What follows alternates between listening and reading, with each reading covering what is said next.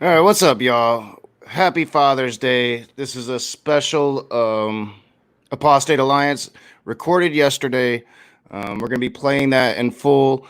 It is a longer one, it's about an hour long. Hopefully, later, maybe me and Richard Madsen will be having a one on one with some of his criticisms of one of my more recent live streams. But, this is about Apostate Alliance. So enjoy the show and let us know what you guys think. Welcome to the Apostate Alliance. This is episode number 10. We're joined by a lovely lady from the land down under, Nik. Hi, Nik. And my lovely co-host, Faye the Most Gracious, is with us today again. We missed her here last week, but if you were here for last week's episode, you might understand she did miss her a whole lot. But anyway, last week, if you were here for last week's episode, you might make a few announcements. She did miss her a whole lot. But anyway, scheduled the show out a few weeks. For last week's episode. Next week, we're going to be joined by Malik Lendl on the 5th of July, day after the holiday. We're going to be joined by Chris Shelton, and he is an ex-Scientologist. I think that'll be very interesting. I don't think I've ever talked to an ex-Scientologist. And then on the 12th of July, we will be joined by, and I'm not sure if I'm saying this right, Haas or Hass, Hass. Right. The Twitter handle is MOHD and a bunch of numbers. You know who I'm talking about, Faye? Yeah, I'm aware of the user. Yeah.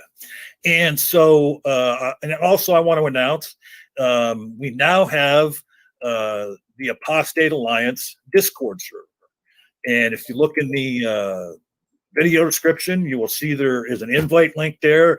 I've put the invite link in so that it won't expire until 100 people click on it. So please feel free to join us on Discord, and sometime in the near future, once we get some people on Discord and grow the podcast a little bit, what we'll do is we'll have some after shows, like we have somebody on like Nik, and then after the show, we'll have the guest come with us into Discord for like a half hour after the show so that, people in the audience can come in and talk to them and maybe ask questions or, what have you, audience participation.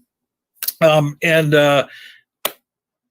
you go over there to Discord, you're going to see it's not much of anything yet. There's just a couple of channels there. I'm going to be working on that. I'm sure Faye will dip in there and work on that. We'll make different channels in there for different type of topics to talk about, and put a channel in there for the Rage, for Nakasuchi, and all that. All right, so I want to get going on a few things that we saw on Twitter this week. Now,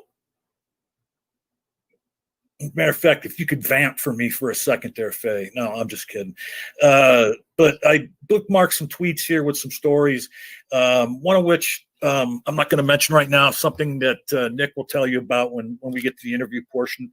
But, there was quite a number of stories that were put out on Twitter about just like I said before on this podcast, like terrible things happening to people in Muslim countries, not just because of being ex-Muslim, but the things that happen to especially, females in some of these Muslim countries at a very young age, being married off. There was a couple of different stories on Twitter with video, showing these very young girls, not women, they're girls, like the children being married off to 60 and 80-year-old men.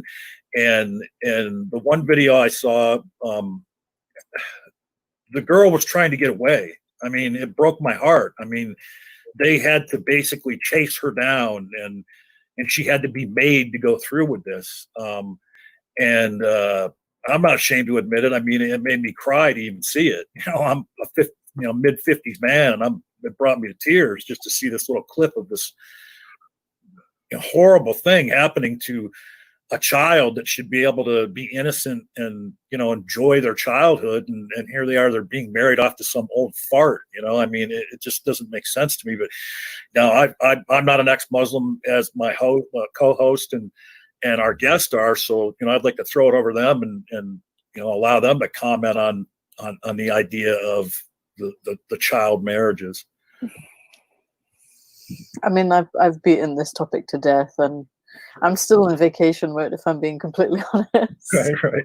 Over the last week, I've been avoiding social media as much as possible. I haven't posted anything on YouTube except on Wednesday, where I reposted some stuff. I've been living with friends over the last week, eating junk food. Like, I'm very much still in vacation mode.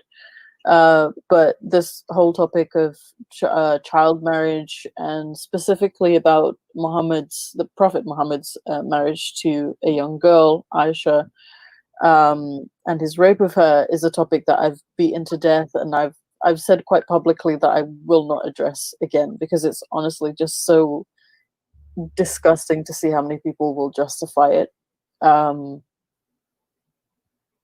It's just, it's a reality that a lot of us just can't fathom if we're living here in the West. I mean, and to both of you, is this why this happens in Islam and in the more traditional Muslim countries, is because of the fact that they can point to Muhammad married a young girl too? Is that how they justify doing it?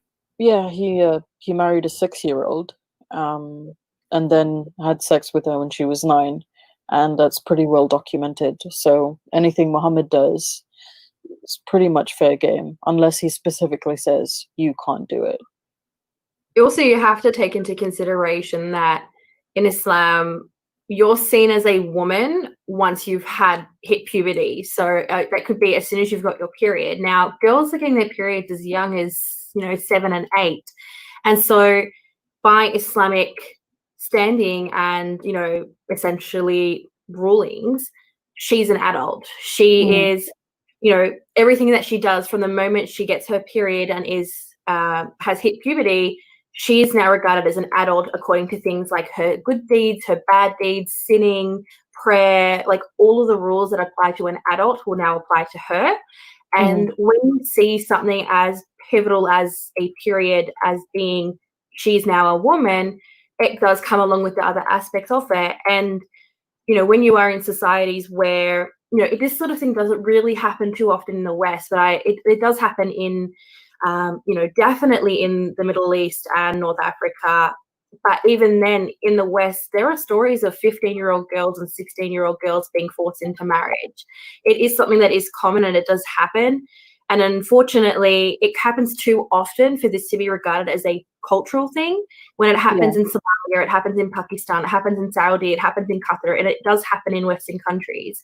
So you can see that the common factor with all of these is the fact that there is a religion that these people abide by, and there's a man that they essentially put on this pillar as being the final messenger of God, and he can do no wrong, and he has done no wrong. And yes, he married Aisha, and she was a 6-year-old, but he didn't do it until she was 9, and which is when you read the stories, could potentially have been when she did end up with her period. And there are no denying that she's a child. Like Faye said, there are hadith of, her playing with dolls and playing with, pretending that it was Solomon, and, her friends coming and running away when Muhammad came to see her. So there are all these regulations, and there is nothing denying it.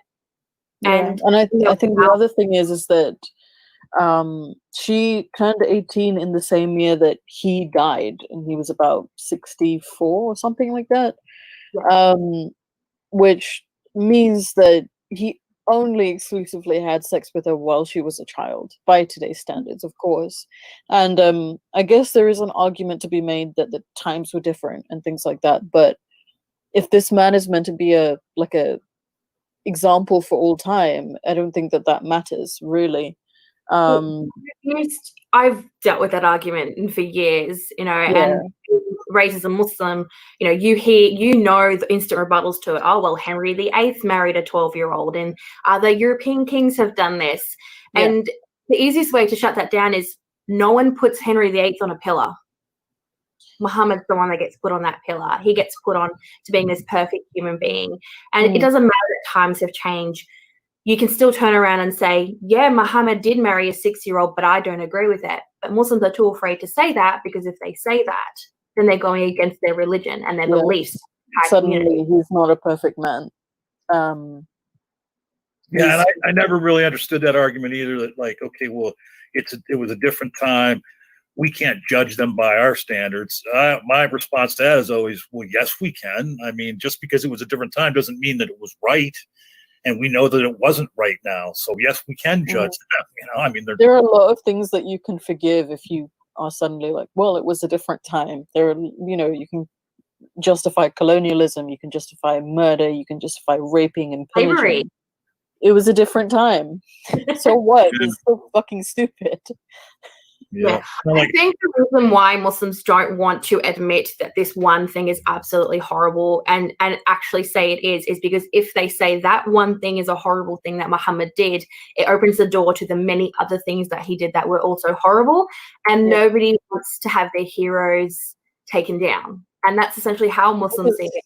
This is more than a hero, though. But I mean, I feel like we're going into that territory. Was there anything else you wanted to announce? Right, yeah. And I want to just get to this other, what we talked about before we went live. There was a very lengthy thread on Twitter, and we're not going to go through the whole thing, but I will link to it in the video description. But just to read the first part of it, this person who tweeted said, I was assaulted at Dugsy by the imam who taught me Quran. It took me 6 years to speak about it. He died and everyone attended his janazah, speaking about how great of a man he was. Talk about Aisha. She goes on to say, I was 9 when the abuse started. The abuse carried on until I was 13, and that's 4 years of my life. And I know that, Faye, you had read that thread, and I had reached out to you after I read it, telling you how emotional it was.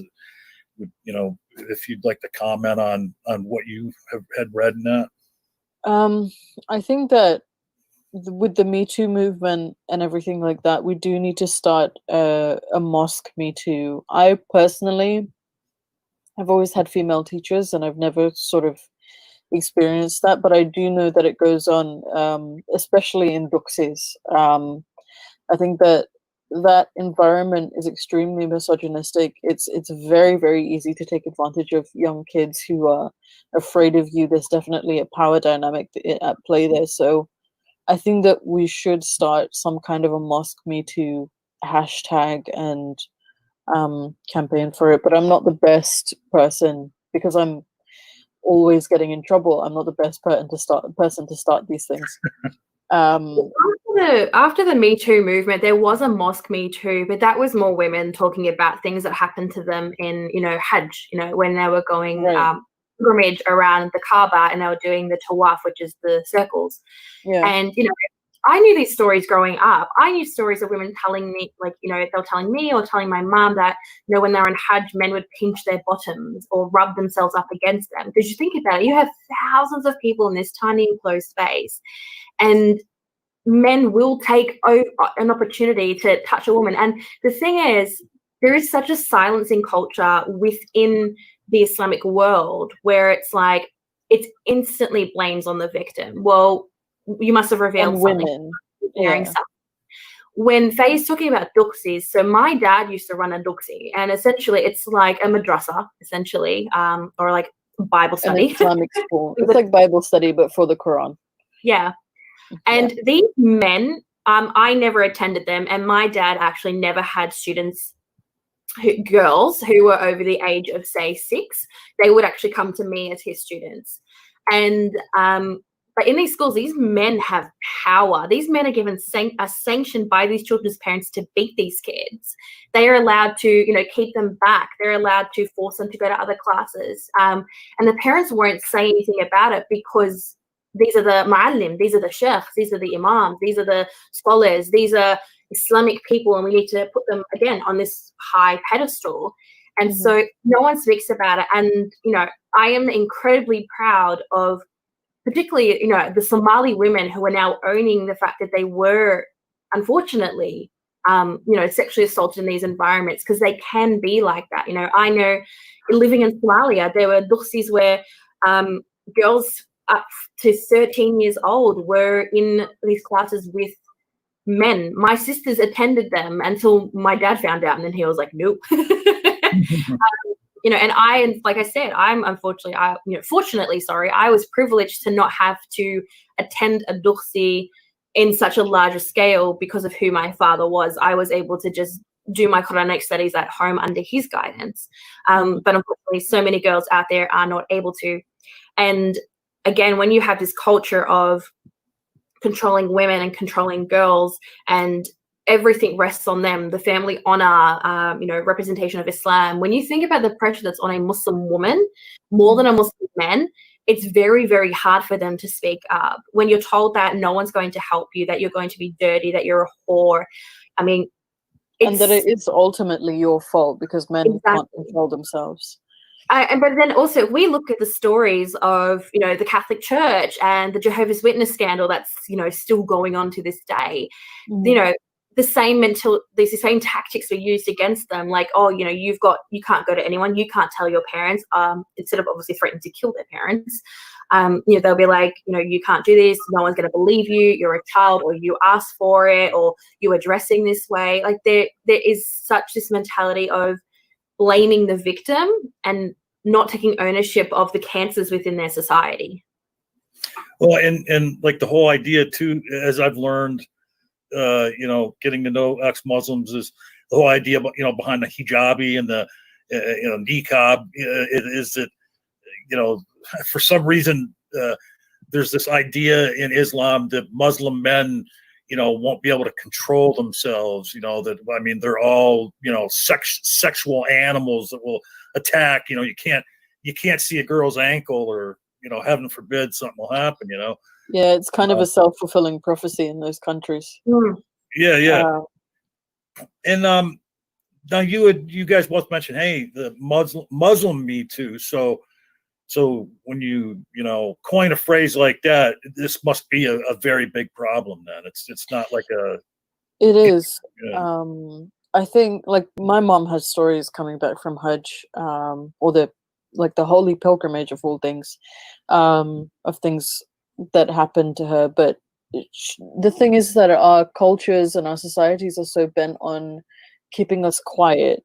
And another thing is that there's this culture also of not revealing the sins of other people, which is also toxic in a way, that if somebody else commits a sin, the onus is on you not to tell anybody about it. So it's like this weird dichotomy. And aside from that, within like mosques or madrasas or places where people teach the Quran, there's also the threat of violence. There's a lot of beating that goes on, so that is also a factor in the kind of abuse that goes on there. Like, I myself have gone to quite a few madrasas. I also used to teach at a few of them, where things like that used to go on, and there's no sort of, I'm not sure what the climate is now because I've been out of the loop for about 5 to 7 years.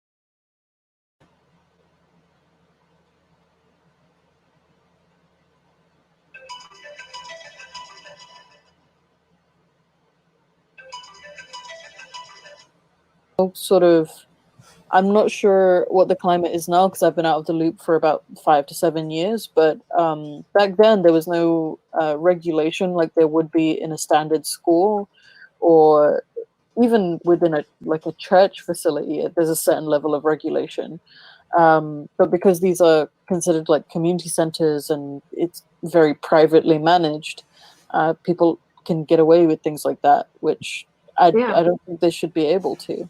And a lot of them also run them from their own homes as well. You know, they'll have them in like the living room, or like I don't know if this happens elsewhere in the world, but in Australia it's in the garage, which a lot of Australians turn into other living rooms, and they'll hold them in those places. Like, you know, my dad, he's an imam, and he used to run them at the masjid, and then he decided that he wanted to run them from our home, and he did run them from our home. And I'll 100% state it out there, like, even though my dad never, sexually assaulted me, the beatings I would receive for not memorizing a certain verse in time, or a page in time, or mispronouncing it, or not having proper tajweed, and it's not even just like okay, here's a slap. Like, it's not a rap on the knuckles. It's like a proper beating. Yeah, it's like, think of like, when I was in Somalia, they have I don't know what type of a trees they are, but they're like literally all over the world, and they've quite bendable branches, and so they would make you go outside, get a branch, bring it back in, and then they would beat you with it. And it's not like across, it's not across your palm. It would be across your back, or it'd be across your legs, or your feet, or some places are the hands. And it's just like this thing of instant fear, because you'd be sitting there reciting it, and you would see them because they would be holding this weapon as well. And so and when you're reciting it, they would be literally like, you would have to go up to them to recite it, and they would have that hovering over your head. And so there was this instant fear. And then when you already fear someone, and then they take that next level of, assaulting someone, or, sexually assaulting someone, you already are terrified of that person. Like, you're already scared. That person has already so much power over you that it's so scary for you to turn around and say, this person did something to me. And unfortunately, something that we can see across almost every religious, institute that has vulnerable children away from their parents under the power of an individual who is seen almost godlike. So, as I said, I will post the link to this Twitter thread.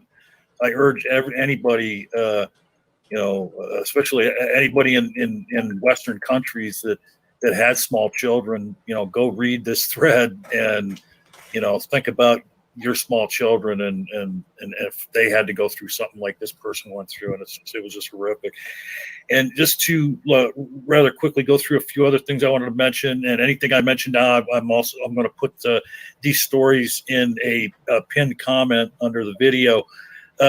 This woman, there's a story here about a woman named Sohaila Hijab.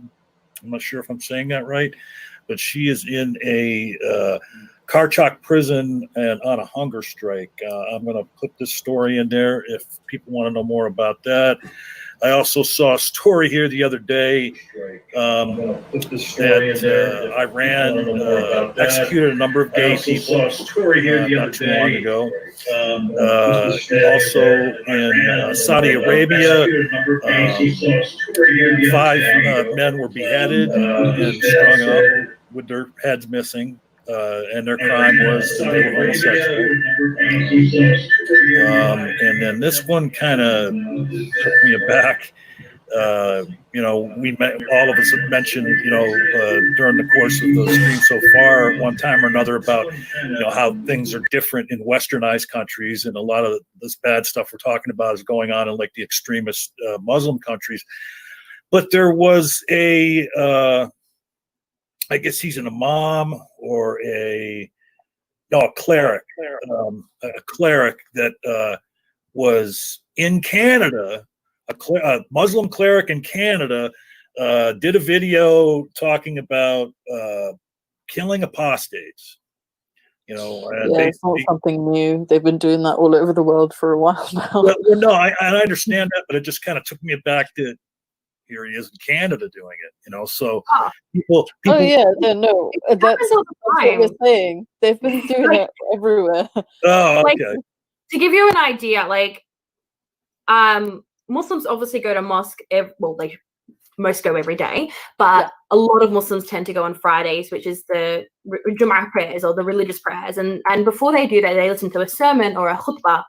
And I guarantee, like, it could be, their topic could be about something completely benign, like respect your neighbor. Like, that could be what the sermon's about. But when they finish it, they always call for the death of the infidels and call for the death of apostates and call for, you know, Allah to punish Israel and Allah to punish whatever bad guys are of the moment. You know, growing up for me, it was punish Russia, punish America, punish these countries. And it is something so common. So I guess, you know, that's why me and Faye were just like, like, it's a thing. Yeah, Well, I right. don't know. Like, we're definitely desensitized to it. I mean, both myself and Nick, our families have it out for us, so it's like a non-issue for anybody else to have it out for us. But yeah, I think we're undermining how significant it is for someone in the West.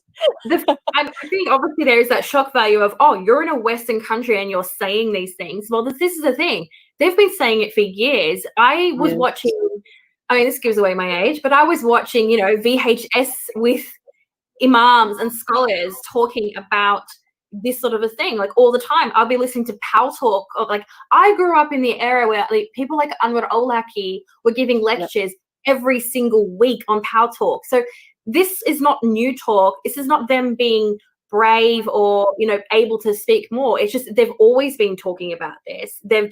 There's more ways of getting their message across. And unfortunately, it does come at the lives of, you know, people like Faye and I, or, you know, LGBTQ folk, or, you know, women who remove their hijab. And that it's just, they're more, I guess you could say, because they've had this ability to hide behind the Islamophobia, that they can now have be more brave about saying such awful things like death to apostates. Yeah.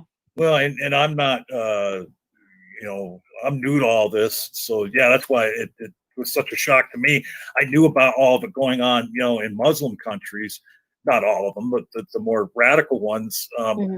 But to see that this person was doing this in Canada, and I would imagine, correct me if I'm wrong, if they carried out that threat in Canada, the repercussions would be more to them than if they did it like in a Muslim country, right? Like, I mean, technically, in a Muslim country, an apostate is meant to stand trial for 3 days or something like that. Yeah, depending on what people thought they're from. And the state would take care of it. You can't just have vigilante justice. Islam is one of the things about Islam is it's very structured in a very political sense. But I mean, to talk about things that happen in the West that also happen in the East, I mean, as someone who's worked in education for over 5 years now, we consistently have young girls who will come in and say that their parents are trying to marry them off, or there's domestic violence going on, or they're having doubts about certain things, or they're gay, or they want to leave Islam. And there's or even FGM is also an issue, or female genital mutilation. And these things are brought to us quite commonly. Like, if we look at honor killings and honor violence here in the UK, it's the highest within the Asian/Muslim community. So it's still something that happens. It's just probably not something that people are talking about. And it's partially because of people's fear of confronting culture, and this fear of being labeled a bigot or an Islamophobe or that kind of thing. But we really need to take the stigma away from talking about crimes against young people and against children. And off the back of what you were saying, John, you know, well, the punishment would be worse or severe for them in a Western country.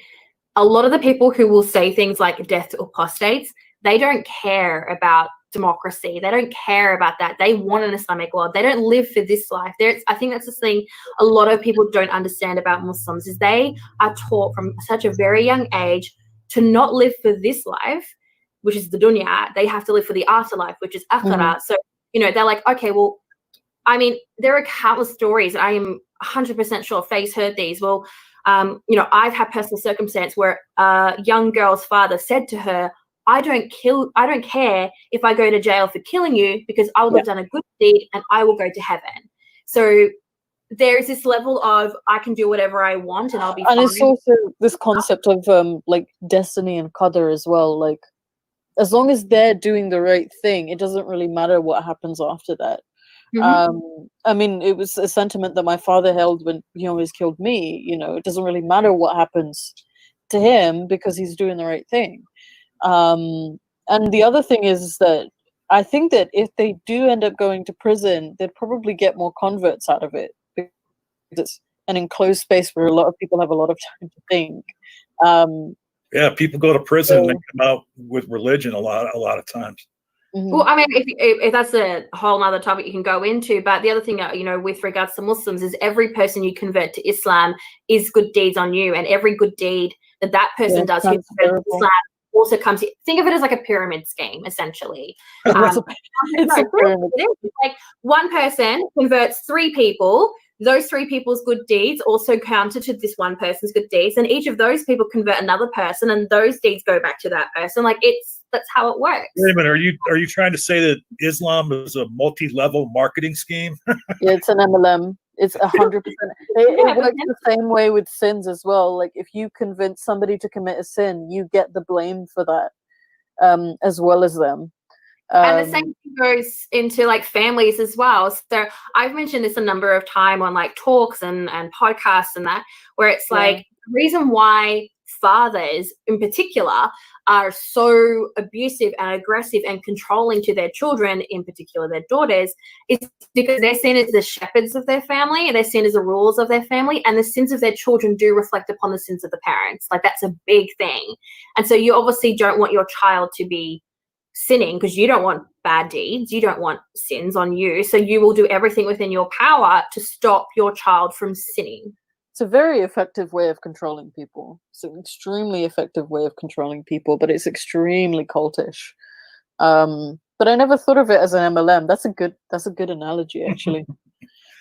All right, so we're here today, and I think that was probably the longest time we ever took with the opening news stories and stuff, but we've got 2 pretty smart people here that know all about that stuff, and I'm sure. Unfortunately, when me and Nick get started, we don't know how to stop. Well, no, and that's a good thing, though, and then I'm sure Nakasuchi. We just put out the Apostate Alliance clip playlist today, where Nak has cut out like little short sections of the different videos we've done, and I'm sure he will be able to clip out part of that with some really good stuff you guys were saying. But we are here today to learn about Nik, that heretical Nik, as she's known on the Twitterverse, and you also have another Twitter handle, an organization that you're a co-founder of. Tell people about that, Nik. Yeah, sure. So if no one has figured out, I am very Australian. And in Australia, there was barely any ex-Muslims. You know, when I decided to jump into the world of ex-Muslims, which was a long time after I actually came out, I couldn't find anyone in Australia. I could find in America, I could find in the UK, I could find in the Middle East, I could literally find in like the middle of Africa, but I could not find any ex-Muslims in Australia. And it was kind of concerning to me, because I was like, I cannot be the only ex-Muslim in Australia. Like, you know, I cannot be. And this is, you know, this is before the times of even Harris Sultan. Like, Harris Sultan wasn't around back when I was, you know, fresh out of home. You know, this is 2011. And actually, where the day that this is recording is the anniversary of me leaving home. Oh, wow. Yeah, so the 21st of June 2011 was when I left home. And so, yeah, I left a long time ago. There wasn't support. The Reddit, I don't even think existed at that time. And so after years and years of kind of trying to find people like me, I decided to create the Ex-Muslim Support Network of Australia. And essentially the whole premise of this group is essentially 2 sides of it. So you've got your support network for ex-Muslims living in Australia, and there's also the activism branch of it, where we are trying to bring awareness to ex-Muslims. We're not like a Dawa group for atheists. We're more like, you know, hey, I'm an ex-Muslim in Australia and I shouldn't have to worry about my family kicking me out of home or killing me or beating me or doing anything to me. Like, I should be able to, particularly in a Western country, I should be able to live how I want to live. Unfortunately, Australians are lazy. Australians are very much of this mindset of, well, if it doesn't affect me directly, I'm not going to have anything to do with it. I'm not going to talk about it. So I was finding it I don't think that's just Australians. Well, we probably take it to the next level. I mean, we don't even want to talk about the atheist organizations here. They're pretty much non-existent. That's how much of a, like, you do you, I'll do me sort of a atmosphere that exists in Australia. Yeah, and you guys live in insufferable heat, so it makes sense.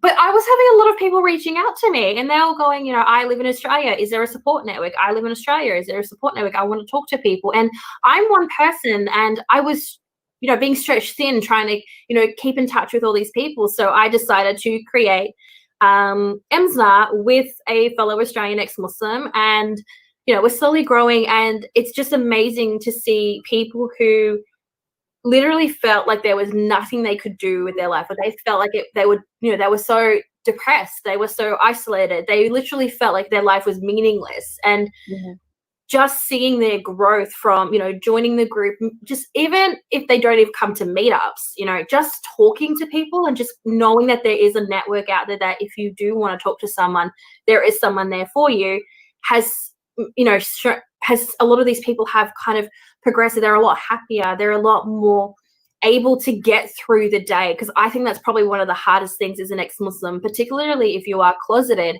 is getting through the day. Because unlike your generic, I'm just going to say generic or general Christian household, Muslims' lives are pretty much structured from when they wake up to when they go to sleep, and you're constantly doing religious things. And when you're an ex-Muslim, particularly one who identifies as an atheist, being forced to do very religious things every single day can take a toll on you. And, you know, and it's hard and it's heartbreaking, and I feel like it's really important for people to have these sorts of support networks. And so I created one.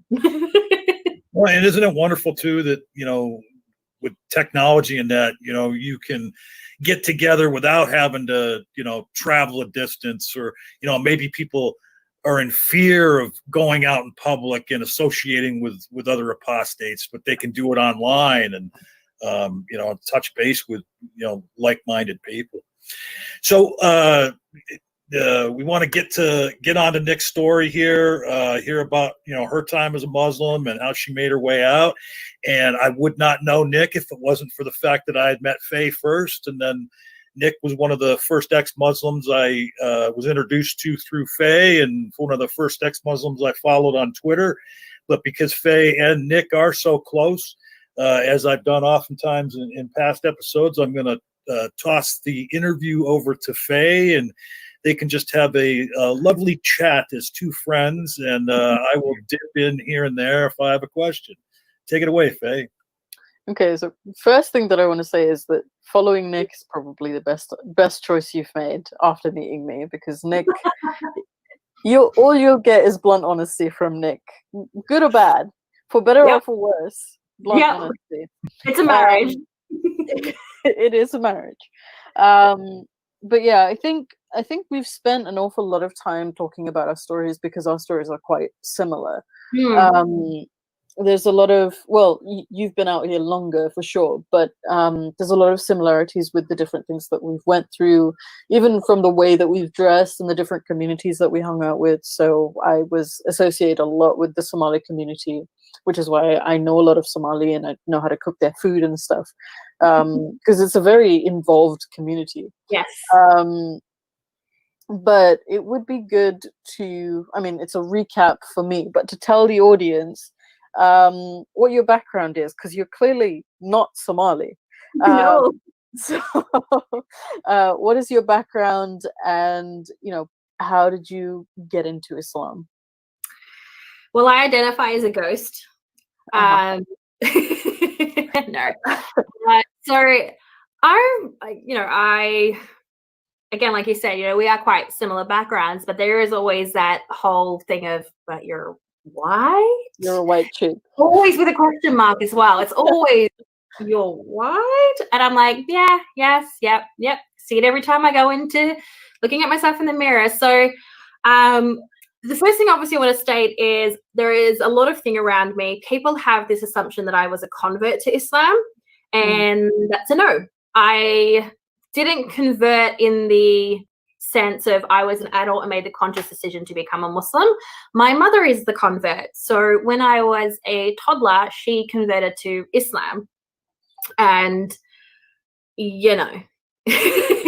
she was not radicalized. She didn't convert for a man. She was a practicing born-again Christian. She was raised by her Christian mother. And so, that's what her life was. And then as many people who have been Muslim or have spoken to Muslims know, one of the first conversations that you as a religious person or even a non-religious person have when you speak to a Muslim is it always goes back to religion. They always start asking you questions about, religion and why do you believe what you do? And one of the questions they'll always ask someone who is a Christian is, so you believe in Trinity, can you explain it? And my mother was the type of person that once she believes in something, she really, really believes in it. And having a Muslim highlight something going wrong with her religion, saying, well, you can't explain Trinity, and that logically doesn't make sense. So, she's gone to her, I don't know what they're called, pastors, priests, the Jews in the church. And gone to him, can you explain Trinity? And, they gave her some example of a bowl of water, and if you have one big bowl, you can put it into 3 bowls, but it's still the same amount of water that's in one big bowl. And it doesn't make any sense. It doesn't make sense. No. So she reached back out to those Muslims, and they were like, we'll come to the masjid or the mosque. And so she went to the masjid and she had a conversation with the imam there, and that's pretty much there. And he gave us some books to read, a brief and illustrated guide to Islam. And then everyone read that book. Yes, everyone read that book. And then she went home and she was reading the book, and then she went back to the masjid and became a Muslim, and she put the hijab on the day she became a Muslim. Now, the only reason I know this, because I was a toddler when she converted, was my mum turned her convert stories into a career. So she was she helped found a convert support group in Australia. I mean, I'm doing the opposite. But, she's founded that support group. She became, very heavy into studying Islam. And, she was the kind of a Muslim that would very much question people, being like, well, where is that in Islam? Are you mixing culture with Islam? Show me the hadith, show me the context, show me the ayahs, show me the, the fatwas, show me which madhab follows it. She was very much about that. So she never ascribed to one particular madhab. She wasn't just Shafi'i, she wasn't just Hanbali, she wasn't just, those different groups. When she met my dad, who I call him my dad because he's the only father I've ever known, he's the Somali one. And so this is your stepfather you're talking about? Yeah, he's my stepfather, but he raised me from when I was a child. I grew up calling him your dad. Yeah, and Baba, and that's what I grew up. Of course I did. I grew up in a Somali household. My mom was Hoya, and my dad was Abo. That's it. And my uncles were Adero, and my aunt, Edo was my auntie. That was my life, Yeah.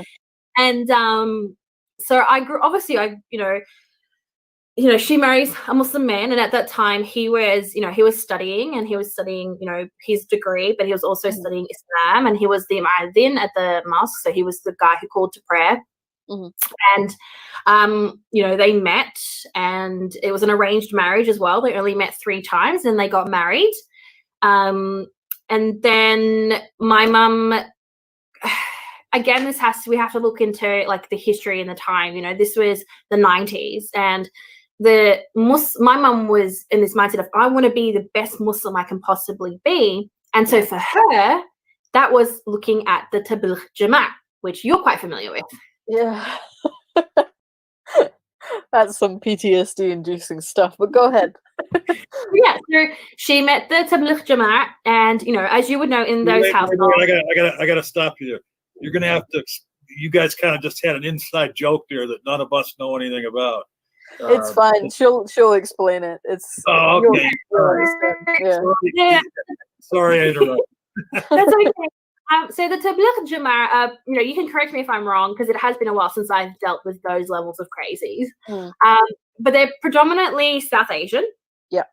They are very strict. Like, they are very religious. Like, strictly conservative. Yeah. Like, very, very, very conservative. Like, the women barely leave their houses, and they're fully covered head to toe. They literally follow the sunnah to a T. Like, for example, it was so much so to the point, well, in Muhammad's time, they didn't have beds, so we're going to sleep on the floor. Or in Muhammad's time, they didn't have couches, we're going to sit on the floor. And in Muhammad's time, they didn't have forks and spoons, so we're just going to eat with our hands. Like, it's very... We used to do that. All of that. We got rid of our sofa and everything. Yeah, exactly. And the men will also go on khuruj. Khuruj, that's what it's called, yeah. Yeah, they'll go on like a dawah tour. Yeah. They'll go on like a preaching tour.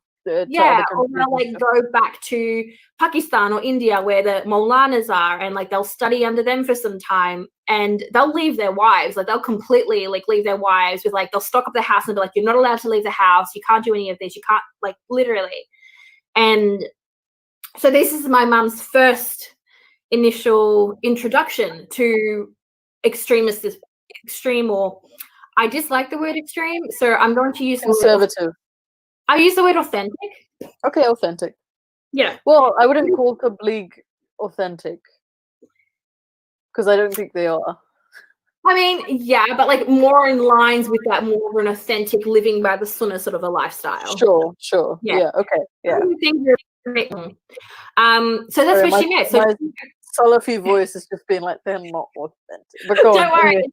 To me, I mean, you aren't even really a practicing Muslim. You're wearing a full face of makeup and jeans. No, I get it. Go ahead. Yeah, so we go with them. We had, that's essentially what we were, and then my dad stepped in and was like to my mum, "You're insane. Like, we're not doing this anymore." He's like, "Nope." There's some bid'ah here, which are innovation. So, well, we might need to explain that actually. It's changing or adding anything to Islam is considered like a bid'ah, which is prohibited. Yeah, and so he kind of put a stop to her associating with the Tabligh Jamaat, but that's also because they were the only ones that we knew at that time. Yeah. And so my mum still kept the niqab on. She still kept, like, she was head to toe like black. And then she also kept a lot of the religious side of things as well. So, there was still a lot of the sunnah stuff. Like, I've made a joke in the past that we lived a very Ahl Sunnah lifestyle, which is people of Sunnah, technically. Thank you. I'm really bad at translating Arabic words because I only knew them in Arabic. So oh, really? Yeah. So that's essentially our life. That was my formative years up until I was around, 6 or 7 years old. And then that's when things like the hijab was forced on me, and the no mixing with boys, and the segregation. And I think I've mentioned it in one of my videos of, that being made aware of myself, being aware of the sexuality of my body, of being a female, and the honor that goes around making sure I'm covered and hiding. And these are things that I was taught as a 7-year-old. Right. So that was your childhood. I don't really know where to go from there. And it's also to do with the fact that I've, heard parts of the story before. But I think one of the more significant differences between like my story and your story is that they actually stopped you from going to school. And you had pretty much a primary education before it became like homeschooling. Did you want to talk a little bit about that and why that happened? So My parents are of the line of belief that the West is evil. That's probably the easiest way to explain it. Yeah. They believe that the West, even though technically you're not West, you're very East. But yeah, so they believe that West is evil. They believe that the kuffar are going to do everything within their power to take us away from the path of Allah. So what would happen is I would go to school in a normal school year, so it would be like grade 1. And then halfway throughout the year, she would just pull me out for no reason. Or like my parents would just pull me out and they'd be like, you're not going to school anymore. And then I would be basically put through an intense camp at home of Islam. Like I would only learn Islam. So I'll be reading the Quran for like 5 hours a day, or reading the Hadith, or reading the Sirah, or those sorts of things. Sirah is Muhammad's biography, essentially. Yeah. So that's what my life was. And then I would go back into school, and I would always tend to go back to school whenever my mum was like pregnant or just about to have a baby, because, well, in Australia, it's essentially free. School's free. So we were just like a childcare service for her. When I hit around the age there's so many things wrong with that, but go on. So I grew up in a very, I went to say liberal, but I was like, people won't understand outside of Australia. So in Australia, our Liberal Party are our Conservatives. So I grew up in a conservative state. So even in our public schools, we had Bible studies. And so my mum was not about that life. She was like, our Bible studies essentially commenced from, I believe it was like grade 3. And she was like, no, that's not happening. So she actually approached the school, and because they had Bible studies, she's like, well, you have to allow us to have Islamic studies classes in these schools. And so the school put an Islamic studies class together for all the Muslim kids, a public school. So my mum became my Islamic studies teacher at a public school. Yeah. And then when she couldn't do it, they found another Muslim woman from the community who could take over the classes. And they're still running to this day in this school. She put in like rules to get the uniform changed. So they changed the uniform from a like there's the normal school uniform, and then they made a Muslim school uniform. Which is essentially was a salwar kameez. Like they took our our blouses and like that sort of stuff, and they just like lengthened them to be salwar kameez. Because again, I grew up around a South Asian community. My formative years were around the South Asian community, so we had a lot of South Asian kids. Yeah, you spent a lot of time around Tabligh, so that. Anyway, go on. And so that was pretty much it. And it'll be like in and out of school. And if we moved areas, my mom would be like, no, you don't need to go to school yet. And then chuck us back into school when she wanted to. She needed it. Yeah. You know, as a bit of a joke, you know, a couple of years ago, I put together my actual amount of years of education, and it ended up being something maybe around 4 years in total. Like I have 4 years of education up until I was the age of 18. Wow. So, shit. Yeah, so that's pretty much what my education was. But then I'd finished grade 6, which was 11, and we moved to Victoria, which is a state that I currently live in. And this state is more of a non-conservative liberal state. Our state's Labor, which is the actual liberal state. Yeah. And that's because my dad got a job at an Islamic school, and there was no Islamic schools in the state that I grew up in. So we moved here, and he was working at an Islamic school. And that's when my mother made the decision that I wasn't going to school anymore, and none of my siblings were allowed to go to school. Not even the Islamic school? Not even an Islamic school. Okay. All right. Because the reason we weren't allowed to go to the Islamic school was the Islamic school allowed mixing in the classes, which is against Sunnah. And so mum was like, well, they're not a truly properly Islamic school, and we don't want you associating with boys. And, you know, I was an 11-year-old girl, and I was like, I don't care about boys. Boys are gross. But, you know, that doesn't matter. As every 11-year-old girl thinks. Exactly. Ew. So it kind of comes into, I get a question a lot. It's like, oh, but you know, if you had no schooling, how do you sound so well spoken? How can you function, essentially? Probably will teach you that. They'll teach you.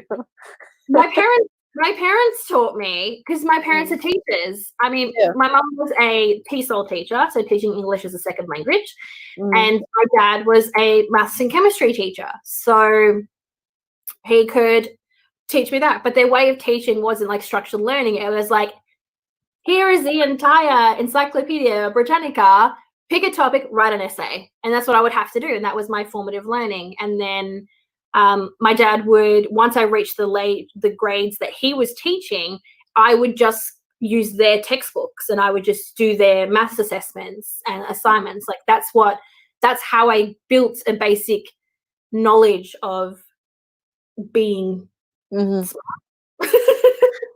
That was the sum of your education. Before you continue, there is like a small comment I want to make. Like, I remember when I was in Islamic school, and when I was a Muslim, actually, we used to quite, in a way, we used to like venerate converts, especially if they were like white converts. We would have this like ideal that they were like, oh my god, this is like a person who's come to Islam and they practice so well. And like we had this girl whose like mom converted and she was also white, and she would always be like the peacock of the group. Like, this was the girl that like our school would show off. Like, she would be in all of our commercials. I say it. I mean, I've been really wanting to tackle this topic of the convert. We should at some point. But it's very true. Like, people would always be like, oh, mashallah, or like every time it would be like, oh, mashallah, you know, sister, da-da-da-da, insert my mother's name. You know, she wears a niqab. Oh, I could never do that. But mashallah, this sister, she's so religious. Like, she really has Allah in her heart. Like, it's called commitment, guys. But that's the same thing. Like, people would do the same thing with my mum, but like, oh, mashallah, sister, you're homeschooling your children. I could never do that. Like it's like it's not like so basically the white Muslim is like the unicorn of Islam. Is that what? It's like the indigenous convert to Christianity. Like, you'd never expect them to just turn up one day, but it's just like this white whale concept of like, oh my gosh, we never see one of those. You know, and also like people also saying like, mashallah, she does this, I could never do that, is just a simple declaration of that bitch crazy, but we have to praise yeah. But they'll never say that. And because, again, exactly what Faye said about how hide the sins of our brothers and sisters sort of a mentality. Yeah. And, it's quite fascinating. And a question I do often get asked is, oh, well, how come, I believe this happens only in other countries, which I didn't really know happens in Australia, but if children are not going to school, like, it gets notified to people or officials, and I'm like, that doesn't happen here. My parents were raking in government benefits. Like, people knew my mum had 1 million children and that she was getting like so much money off them, and no one knocked on our door. No one said, because it's not necessarily a thing that happens in Australia. If it's not reported, it doesn't get looked into, which is a huge flaw in our child services in Australia. Like, it's a massive flaw. The schools should be, or at least like the social services should keep tabs on things like that. That's scary. When our country has a lot of people on social services, like, it's a lot of people on it. Like just to give you an idea, anyone who is basically earns under 100K, and if they're by themselves, they don't get social services. But like, if they're in a relationship, they're on social services. So it's wow. And you get a lot of money for kids as well. Like, you know, my mum at some point was like raking in like $3,000 a fortnight. So it's like, Jesus. Yeah, because our country is very kind of socialist. Like, they give people money all the time. Like, I just move to Australia? Is that what you're telling me? Yeah, just come here, become a citizen. We'll get married. Move to Australia, adopt a bunch of kids, and just set my life up. Yeah, why not? But that's how they are. So they knew what was happening in the sense of that they knew what was happening. They knew this person had children. They also weren't registered in any schools, but nothing was ever done about it. Right. There is legislation that you have to have your children enrolled at least in a distance education school. But then, so my mum was like, oh, okay. Well, when that law came in, she enrolled us into distance education. And then she didn't like the fact that we were having to learn about Australia and Australia's democracy and the rules and the laws and becoming an abiding citizen, because there are no laws besides the laws of Allah. I feel like the thing with me right now is that I hear what you're saying, and I went through the same thing, but now, having worked in education, it's like such a, like, you live there. You know what I'm saying? Like, there's like two sides of my brain, because my father and my school were very, very opposed to like learning about British values and things like that. I mean, I'm from the UK, and so that's what we were learning, and they were still very, very opposed to that. But having been in education, like working in education for so long, it's still weird. Like, I feel like I have a split personality. I need a drink. I mean, it's something that I think it takes a long time for people who are ex-religious to come to terms with, oh, that was really wrong. Like, I shouldn't have gone through that. Yeah. Something that I'm still kind of going through. It's like we were speaking about earlier, like the beatings in Dooksies. I was always like, yeah, no, I got beaten Dooksy, and the other girls would be like, yeah, it's a very normal thing. Like, oh, that's actually fucked up. Excuse my French. Yeah, it is really fucked up. But it at the time, it felt like a normal thing, because fucking everybody was getting beaten up. Like, I was one of the best Qur'an reciters in my class. I was still getting beat up, like, for minor things. They would let me off sometimes because I was the best. But, everybody gets hit. So it's like completely normalized. And again, with my upbringing, that's like the world that I knew. And I would always be like, I want to go to school, and then my parents would be like, oh, so you want to mix with boys? I'd be like, no. I think we have a very similar library story as well. Like, we have a very similar library story. I think your one is slightly more intense, but like, I got such a harsh yelling at for going to the library all the time. I'll chat about the library one. So this instance has actually happened to me twice. So the first time I was in my local library, and my mum was also in the library with me, but she was off. I don't know what she was doing, probably making sure my siblings didn't get any books that had magic in them. Anyway, so I was in the I forgot about that. I am a huge nerd. Like, you don't understand. Like, I am a nerd. And so I was in the nerdy book section, so sci-fi fantasy, and I was looking at books, and I had this book, and this boy comes up to me, and I was like, by the way, I was a full niqabi from the age of 12, which is something we'll be able to get into. But I am a full niqab. So when a man comes up to me, a teenager comes out to me, I would, and as any female, you'd be like, hey, what do you like? What do you want from me? And I was like, oh, that book. Like, tell me about it. And he was like, just asking me questions about the book. And I was like, oh, I know it's really good. Just being a polite human being. And then my mum comes out of nowhere, grabs me, calls me a whore, drags me out of the library, and like whole way home is like berating me and telling me that I was disgusting and I've shamed the family. And I'm just sitting there like, what did you want me to do? Yell bomb? And like, what did you want me to do? Like, I don't know. And so we actually get into the house, and she's like, who was he? And I'm like, I don't know. And she's like, you must know. He smiled at you. And I was like, yeah, he probably thought you were being abused in your home. I was like, what? And were you? And you were in a niqab? Yeah. Oh, she was walking around like a full letterbox. Like, well, yes. So you must have really killer eyes then if he approached you. Well, that's all you could see. One Muslim man who proposed to me said that I have blue diamonds for eyes. And okay, so this is another thing, right? That we have in common is that I've been I mean, they're called proposals, so that's what we're going to call them. I've been proposed to since I was about 15. I don't know when your parents started essentially flagging you off. Like, that's 13. what they're doing. 13? Yeah. Is that the I remember legal that age? I was made aware of it.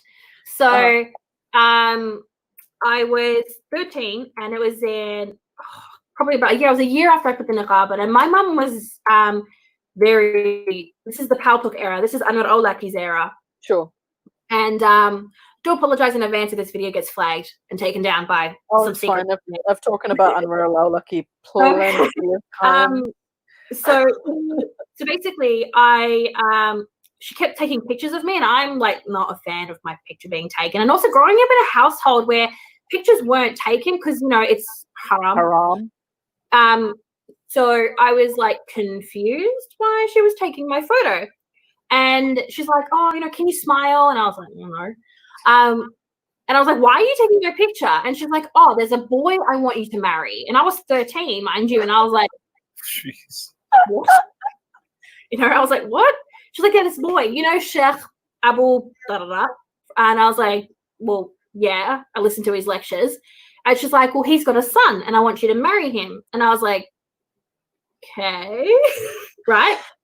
And I'm like, "But he's in the UK." And she's like, "It doesn't matter. It's okay. Like, go over there and you can get married." And I was like, "What's this?" And she was like, "Yeah. It was like a conversation with just like, "Yeah, this is how it's gonna be. Like, it's fine." Okay, like, all right. In the beginning, from when I was about 13 to 15, my mum and parents were more like actively kind of looking for like a betrothal because they want to be married at 16. So you want to start at 13-ish to find the right man. So they would kind of speak to like sheikhs, or they'll be like the sons of friends. A lot of the boys that my mum and dad kind of were interested in me marrying are all in jail for terrorism.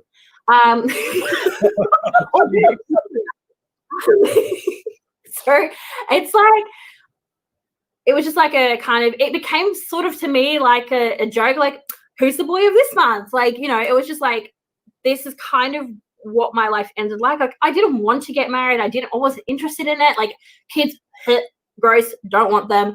And it's like, this is what I was trained to have to deal with. And because you're raised in such a society where you have no say, essentially, like you do not have the say. You have, because Faye will probably attest to this. If you say anything to your parents, if you roll your eyes, if you sigh, or if you go oof like that, they're like, "Did you say oof to me? Are you disrespecting me? Are you disrespecting Allah?" Like, it's this like intense of like, you have to respect your parents. You have to obey your parents. It's sinful not to. It's like exactly. a big sin not to. And you know what strikes me about it though is when you describe it, and your mom, like you're 13 and your mom is just matter of factly saying to you, "Oh, well, yeah, I found this boy I want you to marry." Like, it's like completely normal, like, "Yeah, we want you to get married," like you're 13. I mean, to me, my mom, of course. And, I think where my story is really, really unique is a lot of people can't blame me and say, "Oh, well, it's culture." What culture? I am white. Like, I am a potato. Yeah. Like, I am a white It's different if it happens to me because I'm brown, but Nik is fucking white. It's like, okay, my dad is Somali. Like, my stepdad, he's Somali. This stuff isn't marriage at like to young girls in Somali culture. Where I grew up did not happen. Like, you did not marry. Somali girls never got married young. They would go to university, they would get degrees, and they get married in their late 20s. Like, that's the world I grew up in with Somalis. And so there wasn't a cultural influence. I'm like, literally, like, my parents were of that belief of, yes, Aisha was 6, and then Muhammad consummated it at 9. And, well, she was an adult. She was regarded as a woman, and you're now regarded as a woman. So let's get you married. So it wasn't.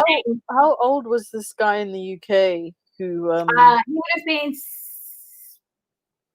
he was studying for something levels. A levels? Maybe. AS I don't levels, know. O levels? Maybe, I think it was A levels.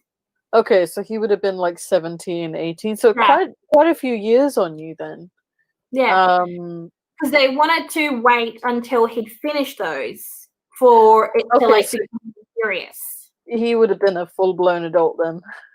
Yeah. It just kind of, it was just something that I was used to, that whole like thing of, and after I turned 16, where like 15, 16 is when the proposals began to actively come in, because that also tied into my dad's social standing going higher up. So, you know, he became, so growing up, he was known as the Imam or Sheikh of the Somali community. But then when we moved down to Melbourne and his reputation grew, he became known as literally like Sheikh so-and-so and Imam so-and-so. And he was known across like entire regions as like this, oh, mashallah, this is Sheikh so-and-so. And with that came, oh, you have a 16-year-old daughter. Well, I have a brother, I have a cousin, I have a nephew, I have a son, I have, and the way it's done is they would go up to the man, so your wali, your guardian. So for me, it was my father, and they would be like to him, oh, I would like to propose to your daughter. And then my dad would be like, sure, come over for coffee. You know, that's like literally how it works. Very casual, yeah. It's kind of very accepted, and so I would be paraded essentially in front of men, you know, and it would happen like once a month, once every 2 weeks, and Jesus. no, literally, it'd be like, so I was a niqabi, right, and then all of a sudden my mum would be like, you need to go get dressed in something nice, and I was like, why? It's me. She's like, oh, I just put a hijab on, not a niqab. And I was like, why? Yeah, She's like, they need to sexualize that face. She's like, oh, So young girls in Islam are kind of like a commodity for their families. Oh, 100%. That's not even a question. 100%. Like, I was being asked from a very young age what I want my dowry to be. And I would be, What was your answer to that? What's your dowry as a 13-year-old girl? My mum was always like, oh, you should ask for a Quran. And I was like, no. That's not a dowry. So I would be like, so to give you a bit of context, a Muslim woman gets a dowry. So it's kind of part of the marriage contract. It's like, well, if you don't give me my dowry, I'm not going to marry you, sort of a thing. So I have a choice in what it was. I was one of the privileged girls that did have a choice, because many, many, many, many girls do not get a choice in what their dowry will be. Yeah. And so I was like, to my mom, I'm like, $500,000. Like I just with the biggest amount, because I'm like, no Muslim boy's going to afford that. Like none. So I'm not going to get married. My aunts literally told me, just take what you get. And that's it. Yes. But it's very, it's very much a transaction.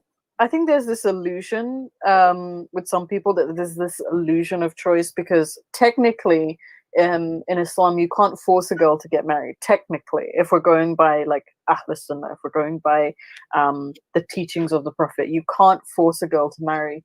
But that doesn't necessarily mean you can't. There are other ways. Bribe. Yeah, there's a lot of bribing, there's a lot of, and because you can be married from such a young age, you're not necessarily aware of what a marriage is. It blows my mind that you say technically it's not allowed, and at the top of the show we were talking about that young girl that they basically had to chase down and in the there's a big consequence to refusing to get married. I mean, it's one of the biggest reasons why my family disowned me, was because I didn't want to get married. It just, like, I don't know if it's the same for you, Nik, but like when I was younger, marriage was like this trophy thing where like if you got married then you could do whatever you wanted. Like I used to beg my mom for all kinds of stuff because I was an annoying shit kid. And I'd be like, oh, Mom, I want a cat. I want a horse, and things like that. She's like, when you get married, you can have those things. Yeah. And like, it's always, and like, also, if I wanted to wear like a type of clothes, like in my household, we only wore our cultural clothes. So we used to wear like our Indian clothes and stuff. And I'd be like, Mom, I want to wear t-shirts. I want to wear jeans. She's like, you're not wearing that in this house. This is my house. When you get married, you can wear what you want. When you get married, you can choose what you eat, sort of thing. Well, of course, they were lying to you, right? Because once you get married, you don't get to do whatever you want, do you? No, you don't. But as a kid, I think it was also my mom's way of like shutting me up and like having me work towards something. Because my mom also had 6 kids. Like I have to kind of give her that. So, and I learned very, very quickly that was my mom's answer to everything. You want something, you get married. So from a very, very young age, it was my goal, like, especially after I heard that you can get married when you're 6 years old. It was my goal, like, I'm going to get married. Like, set me up now. Because I just wanted to go and live my life. But I didn't think there was any other way. So I think that for a lot of young Muslim girls, it becomes this fantasy land, like almost like a paradise. Like, you get married, then you can do what you want. When realistically, that's not how it works, because once you get married, you have to do everything your husband tells you to do. There is no choice there. You know, if also, and then there's the case of like me, where I didn't want to get married. I never wanted kids, and which is like a big no-no. Oh yeah. But I reached a point where I believed my only way to get out of my family's control was to get married. Yeah, I was like, no me. one can be as bad and as awful and as mean as my parents. Like no one can be. So when I was around 16, I decided, you know what, fuck it. I'm gonna bring him in. I'm gonna. Yeah, I was the same.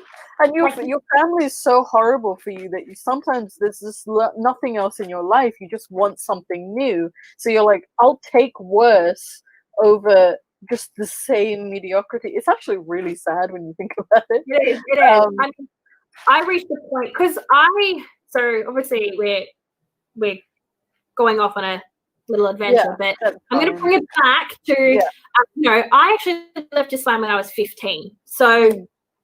I left Islam at 15, so I am a... Oh, wait. Before you talk about that, I did want to ask you how much of it you bought into. Like, what did you buy Islam? of Islam? Yeah. Oh, see, that's one of the tricky things, because I'm still trying to figure it out. Like, because for me, Islam was the only thing I knew, right? I wasn't influenced by other cultures or religion. So I was being taught all of these things, but Islam wasn't being taught to me as a religion. It was being taught to me as a way of life. So it wasn't like, what's the difference?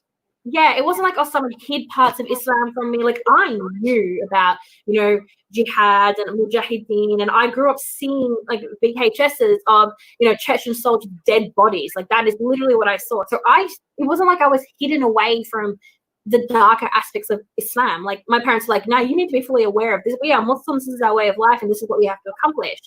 So I didn't believe in any of it. I never was that kid that would be like, oh, you're not Muslim, so you're going to go burn in hell. Like, I was never that child, but I was taught that. For me, I've always been about justice and fairness. And, I think I've mentioned this many, many moons as well, where I could never understand why my Christian neighbor is going to burn in hell forever or for a very, very, very long time. But the imam who I see beating his wife, which I know is a bad thing, and beating kids, which I know is a bad thing, is going to go to heaven. Like, he might go to hell for a small period of time for some bad things that he's done, but eventually, because he was a Muslim, he's going to go to heaven. And for me, like, those sorts of things were just like, wouldn't add up. Being told that women gave rights before, Islam gave women rights before anyone else, but my brother will inherit more than me when my parents die. Oh, Islam gave women rights before anyone else. Okay, cool. Was sex slaves the thing? Like, all these small things just kind of were like, oh, okay, well, it's wrong. This is all I know. And so I would always try to be the best version of myself that I could be, whether it was religious, but not even religious, because it was more like way of life. Because, I didn't really believe like Muhammad was this infallible human being, and I didn't believe that there was this big scary God up there that, if I did something bad or was watching me, like I was never. So you didn't ever quite buy into it then? It was just the way that you lived? Yeah, it was what I knew. And so, I mean, I was the best at the Quran, same as you. I was the it girl of the Muslim community. Like, everyone compared their daughters to me. Everyone was like, why can't you be like her? Or, mashallah, look at her. Like, oh, look at us now. Like, that's how it was. It was like I was the girl that everyone wanted their daughters to be, and they would compare me to their daughters. And I would be there going, oh no, I fucking hate this, but I got to wear it because I might die. So it was, for me, it wasn't that sort of a thing. And I didn't care about a God. Like, it wasn't, oh, I believe in Allah. It was like, oh, well, maybe there's something there. Like, but I don't know if it's Allah or it could be something else. Like, I didn't really care too much. You were the exemplar for other families. Here's this nice Muslim girl, when in your head you really weren't buying into all of it. Oh, hell no. And I'm like, because I think what's quite unique, and Faye can probably attest to it, because we've obviously spoken to many ex-Muslims, was I was raised in a version of Islam which is probably the most authentic version of Islam. Like, it is, this is where it's in the Quran Sunnah, whereas a lot of people are raised not knowing things about Islam. Like, the average Muslim doesn't understand things. Like, if I go to a Muslim right now, I live in a very, very Muslim area. Like, I think 4 of my neighbors are Muslim. And if I went to any of them and I asked them, I'm like, what's Aqidah? They can't explain it to me. So it sounds like a lot of Christians with their knowledge of the Bible. A lot of Christians don't read the Bible. A lot of Muslims just do what the imams tell them to do, or what they see other Muslims doing. Like, oh, okay, well, Muslims wear hijab, so I have to wear hijab. But if you actually ask a Muslim woman, where in the Quran does it tell her that she has to wear a hijab? She can't answer that question. And so a lot of ex-Muslims, when it's when they start trying to defend Islam against, say, people like, oh, well, Islam says this. They're like, no, it doesn't. And then they'll go and look, and they will tend to research where it says in Islam, and they'll go and ask questions. That's the journey of a lot of ex-Muslims. But for me, it was all fact. I was like, yeah, Aisha was a child. Yeah, we didn't make excuses. See, we're not like these liberal Muslims who have to apologize for shit. No. We committed. It was like, there is no hoop jumping. There was no apologetics. Like, I would have been 9, 10 when September 11th happened. And in my household, it wasn't like, oh, this is a conspiracy. This is a Jewish conspiracy, like, which a lot of Muslims claim. Yeah. In my household, it was, mashallah. It was a moment of celebration.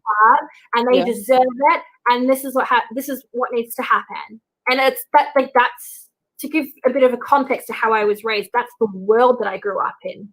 And so I didn't go on this like big journey of like learning about Islam, because I knew it all. In essence, most of the stuff that I knew most of the atrocities that people don't know about Islam.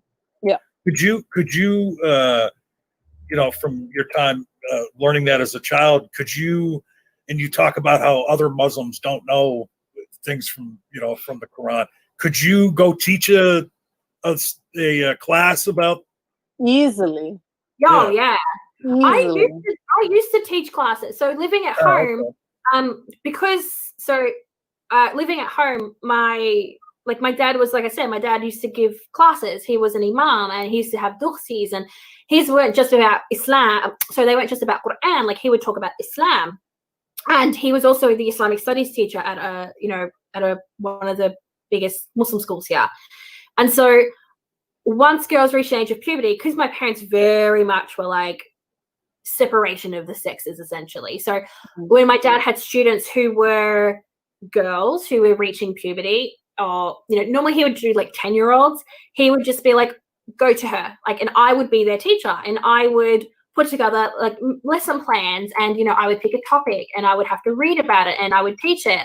And it was all accepted, because no one questions. If you're seen as a religious Muslim, no one questions what you're teaching. They're like, oh, it's in Islam, I don't know about it. And as ex-Muslims, and actually generally, if you are a person who has had a conversation with a Muslim, you will also know that this is something that quite happens. Like, oh, well, I don't know it. You need to go talk to a sheikh. Like, that's kind of the average Muslim. And I was like, I need to talk to a sheikh. Like, this is what it says in Islam. And you want to come to me? Like, I would straight up like question if I heard like a Muslim, even as a Muslim, if I heard a Muslim saying something and be like, oh, this is in Islam, I'd be like, where? Where's the hadith? Where's the context? Where's the ayah? Evidence. Ruling on it. Like, what is this? And that's how I was raised, which is, I think, is a bit different. You see, with a lot of ex-Muslims, I think, Faye's quite similar because she was raised with that whole, like, don't just say it for the sake of saying it. Like, you need to understand it. You need to know these things. Yeah. And so a lot of the times my conversations with Muslims on Twitter don't really amount to name calling, because I'm like, oh, where is it? I'm like, Ibn Kathir. Where is it? Sayyid yeah, where is it? It's all evidence-based. Like, I can just straight up tell them to their face, and they can't question me because I'm using the same things that they use, that their sheikhs use. And so, I mean, yeah, what I'm going to give them a class right now, I could totally do it. I've gotten into plenty of arguments with like Quranists and Ahmadis who don't necessarily to subscribe to that kind of stuff, but still, there's that voice in my head that's just like, I'm not really Muslim, so it doesn't really matter. One fella that people in the community probably know used to have the Non Sequitur show, used to be Steve McRae's partner, Kyle Curtis, on the Non Sequitur show. And I remember hearing about his deconversion story, and he knew so little about the Bible. He was watching, it might have been Aaron Ra or, whatever, the atheist community of Austin or whatever that show is with Matt Dillahunty. And they were talking about the slavery in the Bible. And Kyle was like, what? There's no slavery in the Bible. And then, like, he got into a conversation with somebody about it. And he's like, no, I don't think you're right about there being slavery. And so he finally, here he is a Christian, he finally went and read the Bible and found in the Bible where all the stuff about slavery was.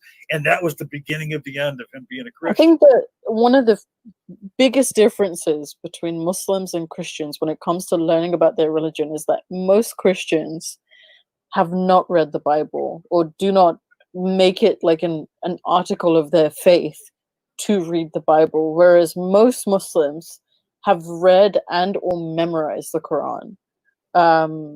Whether or not they've read it with the translation and with some understanding is a different thing altogether, but most Muslims have gone through it.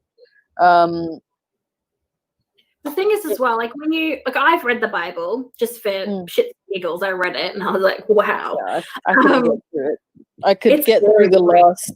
I've gone through Revelations. That's the most interesting part of the Bible. But I mean, I tried reading from Genesis, and it's so tedious.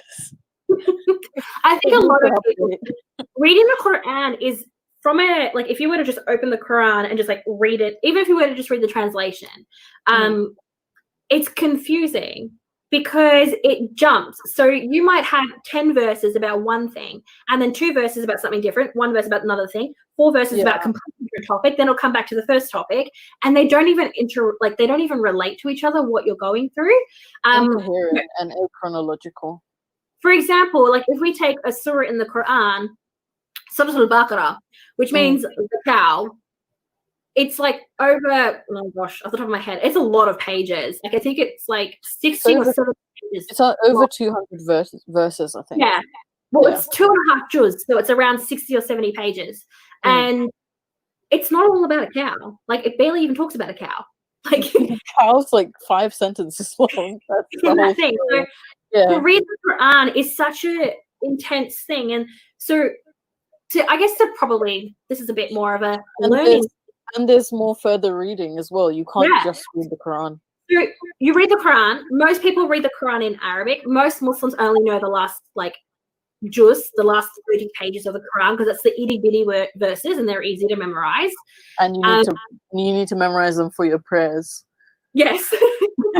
And so most people do that, and then they might read the English translation, but they just kind of stop there, and it's like, okay, well, then what's the next step? And there was a scholar, his name was Ibn Kathir, and he actually went and I own a copy of his book, and it's, well, actually own a copy of the entire book series that he put together. Like volumes on volumes, like 6 volumes. Yeah, so it's about 15 volumes. The unabridged version is 15 volumes, and each book is around 600 pages long. Because what he does is he actually takes every single word and verse in the Quran and gets the correlating hadith. Basically, he gets the context that every Muslim tells me as an ex-Muslim doesn't have. And I'm like, here's the context. But a lot of Muslims don't know this. And so, well, one, it's why I barely interact with them and don't bother getting into arguments with them, because I'm like, I have more knowledge than you. And two, I shouldn't have to teach them about their own religion. You know what I mean? Like, if you're going to come to me about me talking about stuff about your religion and you don't even know your own religion, don't come for me. And yeah, I mean, that's sad. When, like, I see many instances where atheists and Christians interact, and the Christians know less about the Bible than the atheists do. It's quite a common occurrence. So I want to step in here a little bit because, and you two tried to warn me at the beginning, get us together, and oh man, because we've been an hour and a half now already, a little longer, and you know, we're still in like the first part of your story here, and I would like it if you could. We talked before we started recording. There was a story that you posted on Twitter a couple days ago about something that happened to you, you know, when you were a child. Now, I was hoping that you would share a little bit about that. Yeah. So there's been a massive thing on Twitter at the moment of some, in particularly Somali women and Somali girls, talking about their experiences of sexual assault. And a lot of this happened in Duxies.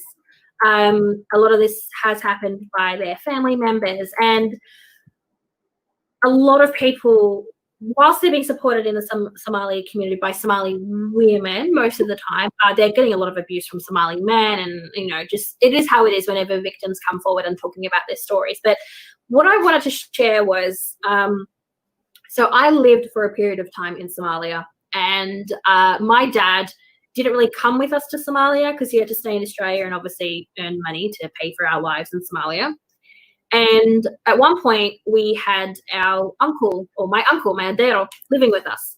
And he, like, what I was trying to say was, like, my dad, like, he would beat the absolute shit out of me. Like, it was violent. Like, he was a violent man, but he never sexually assaulted me. But what I wanted to talk about was my uncle. And he was, same thing, he was a very, very violent man, but he saw women as sex. Yeah. No, I'm going to say sex. Like, he just saw them as sex. And, like, not even like, oh, that's a sexual being. I appreciate it. It was like sex objects. And I was the first time I was there, I was a 13-year-old girl in a niqab. And I was head to toe covered. Like, I was the most covered a Muslim woman can get. And he would still try to do things, you know, like he would get me to sit next to him. He would try to touch me. And one time, so Somalis have, might be across the world, but Somalis have a thing where after the second prayer of the day, which is Dhuhr, they go to sleep and they sleep until Asr, which is the third prayer of the day. And normally after that prayer, you serve tea and biscuits. And so I was doing that. I was serving tea and biscuits to my uncle. And he grabs me and he pulls me into his lap. And I reflexively just was like, nope. And I slapped him and then I ran out of the room. And unfortunately, like, I was one of the lucky ones where I could do that, where he couldn't do more to me. But, you know, there was always this thing of, like, he could have done something to me. But he was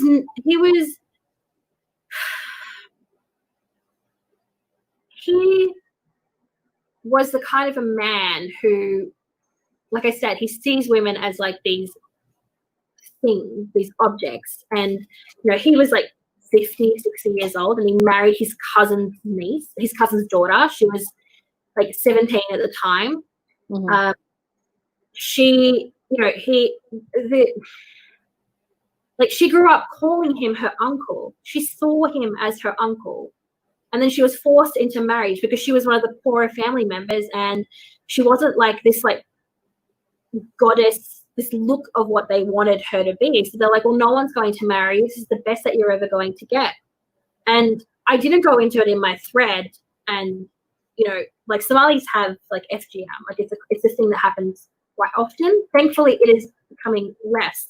But she was a woman who had had FGM done to her. And on her wedding night, he was given a knife to cut her open. She didn't want this. She didn't want this at all. She didn't want to marry this old, fat, mean man. And so he had to slice her open to have sex with her. And then I went to the house the next day, and he'd just fucked off. He'd gone to the next town, and she was literally lying in bed, with blood everywhere, crying because there was nothing she could do, and there was no one there to help her. And it's like these things are so common in this sort of a society where women are treated like nothing. And it's like, I am so proud of every Somali woman who has spoken up about this, because there's such a stigma in the community, particularly, it might not be all Somali communities, but the Somali community I grew up in, there's such a stigma around a woman's honor, particularly cultures that do practice things like FGM. And the whole reason behind something like that is to control the girl and to control her. And, if they do speak up about it, it's what we spoke about briefly before. It's like they are treated as whores. Like, you deserve this. You chose this. And it's like, how can a child, how did I as a 13-year-old girl choose to sit in my uncle's lap? Did I as a 13-year-old girl, or did his daughters or his daughter's friends or the maids choose to be sexualized by him, pointing out how tight their bodies are and how tight they would be because they're young virgins? They didn't choose any of that. That is not on them. That's on the man. That is on the person who is having those thoughts. And it's like, again, it was that thing that I just grew up around. Like, I just grew up around being, myself being sexualized. You have to wear a hijab. You have to wear an abaya. If you don't wear an abaya, a man is going to rape you and you will deserve it. Like, that's what I was taught. And I'm pretty sure Frey was taught something as well. Like, it's like, you have to protect yourself. You have to protect your honor. And even if you do everything, even if you are literally covered from head to toe and you have your vagina fucking sewn shut, if you are raped, that is still your fault. That's how it is in this toxic part of this. Like, I'm not going to say that it's allowed in Islam, but what I'm going to say is that it's culturally accepted in the sense that it's enabled as well. It's enabled. That's where I was going. Is the way Islam works is you have things that are prescribed in Islam that you have to abide by, right? Then you have a bunch of other little categories that things fall under. But you can do anything you want to another human so long as it doesn't take you outside of the fold of Islam. That's the fine print. So my parents could force me into a niqab. That's the not against Islam. My parents could take me out of school because it's not against Islam. So it's so frustrating and it makes me so upset. But like I said, I am incredibly proud of these women who are putting their faces out there, publicly shaming and calling out the men and the boys that did this stuff to them, because it takes fucking balls to do it. So I want to ask, a moment ago, you alluded to your vagina being sewn shut. Was that hyperbole, or does that actually happen? No, that's not mine. Well, no, not me personally. I'm saying, does that happen to people? Were they literally? Yeah, they do. That's what FGM is. I thought FGM was like removing the clitoris. There are what different. they do is Go ahead. So there's 4 different ways of doing it, and one of the most extreme is the pharaonic. So what they do is they slice the clitoral hood and everything off, and then they sew them up, and there is a tiny hole that's left for them. And you can ask any nurse that has had to deal with a Somali woman who has had this done to her. It is one of the most horrific things, because they have to, for these women to give birth, these doctors and nurses have to slice them open. They have to essentially slice them from their butt, like their anus, all the way up in order for these women to give birth. And then they have to sew them back up. Like, these nurses, because of how it's done to these women, is it's literally like a razor that you would find in like a men's razor, like the nice fancy razors. That's what they use. And in some cases, they'll use that razor with a twig and some string, and then they will sew these girls up. This is what and then they'll when these girls have had it done to them, in order for them not to open the sewing and the basically being going up, they actually tie their legs together. So their thighs and their ankles are tied together so these girls can't run and rip their stitching open. Like, that's how far it goes in the stitches. And then once it's sewn up, does it over time, then does it get scar tissue and close up? Yeah, that is the point. Yeah. Okay, so then that's what you were talking about. When you were talking about the other, I don't remember whether a family member or a friend that, where the guy who married her, he had to have a knife. Your uncle, I guess, to have sex with her. I mean, here's the thing. Long before I met Faye, when I was doing streams on the GDC, I had Dr. Misha Griffith on, and I forget who else. My apologies to whoever that other person was. And we did a whole stream on FGM. And this is the first I am learning of this form of FGM. And that's why I stopped to ask you. I mean, because when you talk about it, it's crazy. This form of FGM is also a preventative measure so that girls physically cannot have sex with someone else until they're married. Basically, it's a chastity belt that is being put onto these women, but it's their own body that is being used. There is this probably, I'm not sure if Faye is aware of this, but there are some Islamic schools of thought that agree with a more lighter version of FGM, and it's basically where they nick the top of the clitoris essentially, and they do that to control a woman's desire. Sexuality. Yeah. And it's a common thing, like, and it's acceptable as well. Like, I think it's recommended by the three of them. Yeah. Three of them, so Shafi'i, Maliki, and Hanbali recommend it, whereas the Hanafi madhab, I think they recommend it, but because it's mostly a South Asian thing, they don't really do it. It's not widely practiced. Yeah. So, I mean, how, when you talk about FGM, and again, at first I heard of this version of it, how common is this version where they sew the woman up? I think it's becoming less and less common.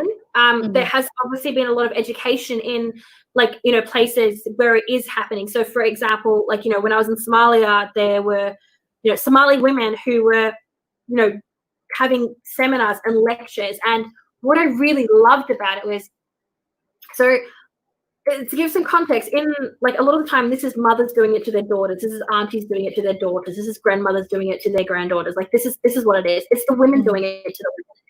And the men just kind of go along with it. Like, in my time of being in Somalia, when I attended many a wedding, never once did I hear the man go, "Oh, has she been circumcised?" Never once. But it's kind of like a thing. Thankfully, it's becoming a less and a less common thing, because these women are going to masjids, they're going to mosques, they're going to classes, and they're telling people that you don't do this. Like, this doesn't need to be done. It has no benefit. And these women obviously are getting a lot of hate because, they're going against what's being done in these societies for quite a long time. Unfortunately, though, in more of like the Bedouin cultures, so the nomadic tribal cultures, tribal people, the very, very tribalistic people, the ones who aren't as common. This is in Yemen as well. I would say predominantly Yemen, Somalia, like Djibouti, Ethiopia, because they do have the ability to have quite a nomadic lifestyle. Unfortunately, with them, it's a lot harder to educate them and explain to them that these things shouldn't be happening. And what I think is really important about the fact that Somali women are standing up about this, and I won't even just say Somali women, I'm going to say, like, the women who this happens to, the fact that they are standing up to this is so much better than someone like myself or Faye coming in and telling that it's wrong, because they're seeing their own people telling them that this stuff shouldn't be happening.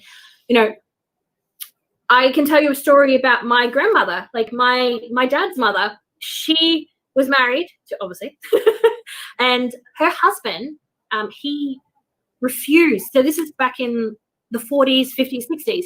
He refused to let his daughters have FGM. Refused. He did not allow it.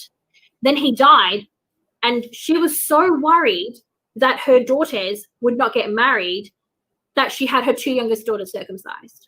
Oh, wow. But this attitude is changing, and it's, you know, obviously girls who are living in Western countries, it's not happening to them as often. Like it is happening, but it's not happening as often. We are currently in the UK. I think the law was passed last year that a woman who puts her child through that can be charged legally for it. But it's gone up until last year to do that. Up until last year, it was considered like a cultural thing to allow. Well, it wasn't really done here in the UK, but people would take their children to these countries. Yeah, we talked about that in a past episode where they plan these. They tell the kids they're going on a trip, but then they're going to some Muslim country where they can get FGM or something. And you know, I alluded to the stream I did in the past, and I said it was before I met you, but now I'm thinking, were you in that stream with us? Which stream? When we talked about FGM on the Great Debate Community. Okay, so it must have been before I met you. So we're coming up on an hour and 45 minutes. And so we got about 20 minutes left here because I need to leave it manageable for Suchi. He's got to edit it all together before 11 o'clock tomorrow morning. It's so funny because we're not even like right. So that's why I'm just going to take the reins here and guide the rest of the way, because I feel like, you know, we would be here for 6 hours if I just let the two of you go on and talk, and it's very, very interesting. You talked about how you were very good at learning about Islam and the Quran and everything, and you were the exemplar that was put up to other folk, hey, be like her, but that you didn't really buy into it. But tell us about what actually got it into your head. You know what? I can leave this religion, and what started you down that road? You know. Well, it was kind of like a you leave, you die situation. So the only way to leave was to die, because that's how I thought. Because again, we're thinking this is, you know, almost 10 years ago, and internet access wasn't as easily accessible as it was. Mobile phones weren't as easily accessible as they were. Like, I mean, you know, we've come really far in 10 years. But for me, it was more, okay, so like I said, I'd never really kind of believed. I was just like, you know, it's a dude that's there, who cares, kind of a thing. And then when I was 15, short story, my sister died. But I have to actually go a bit in depth into that. So essentially, my younger sister passed away. So it was an accident, and I found her body.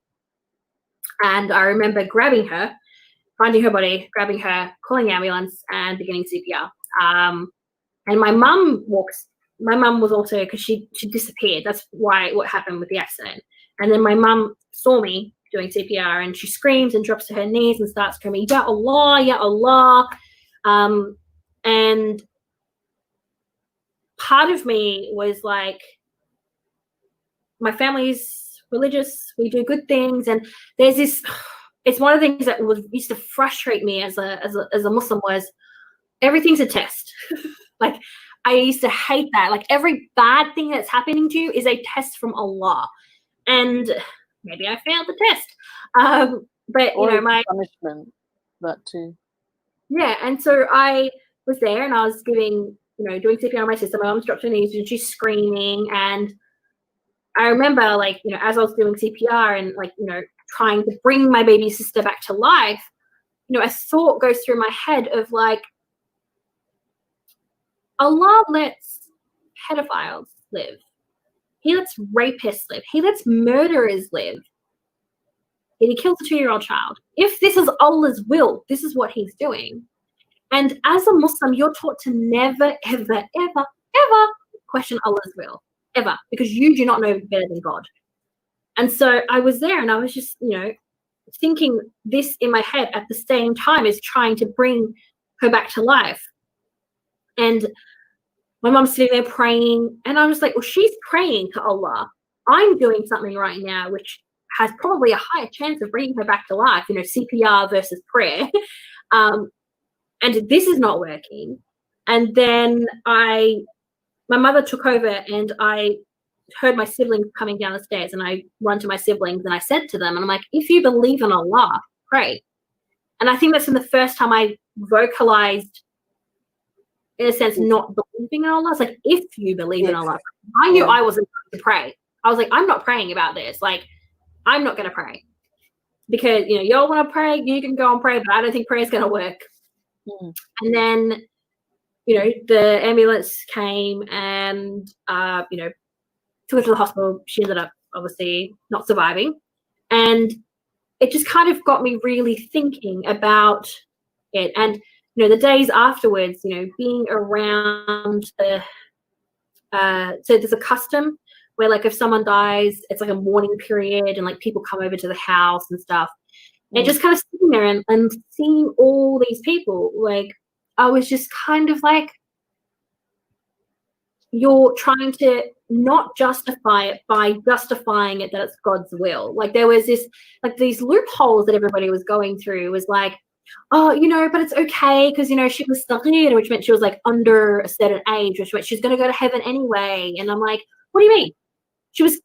She died. Why shouldn't she be going to heaven regardless of, like, she didn't do anything wrong with her life? Why is it because she's under a certain age she gets to go to heaven instantly? Like, there was all these, like, things and all these doubts that I've been thinking about and trying to logically understand the things that people were saying and applying logic to it and realizing how illogical it was. I was like, this is stupid.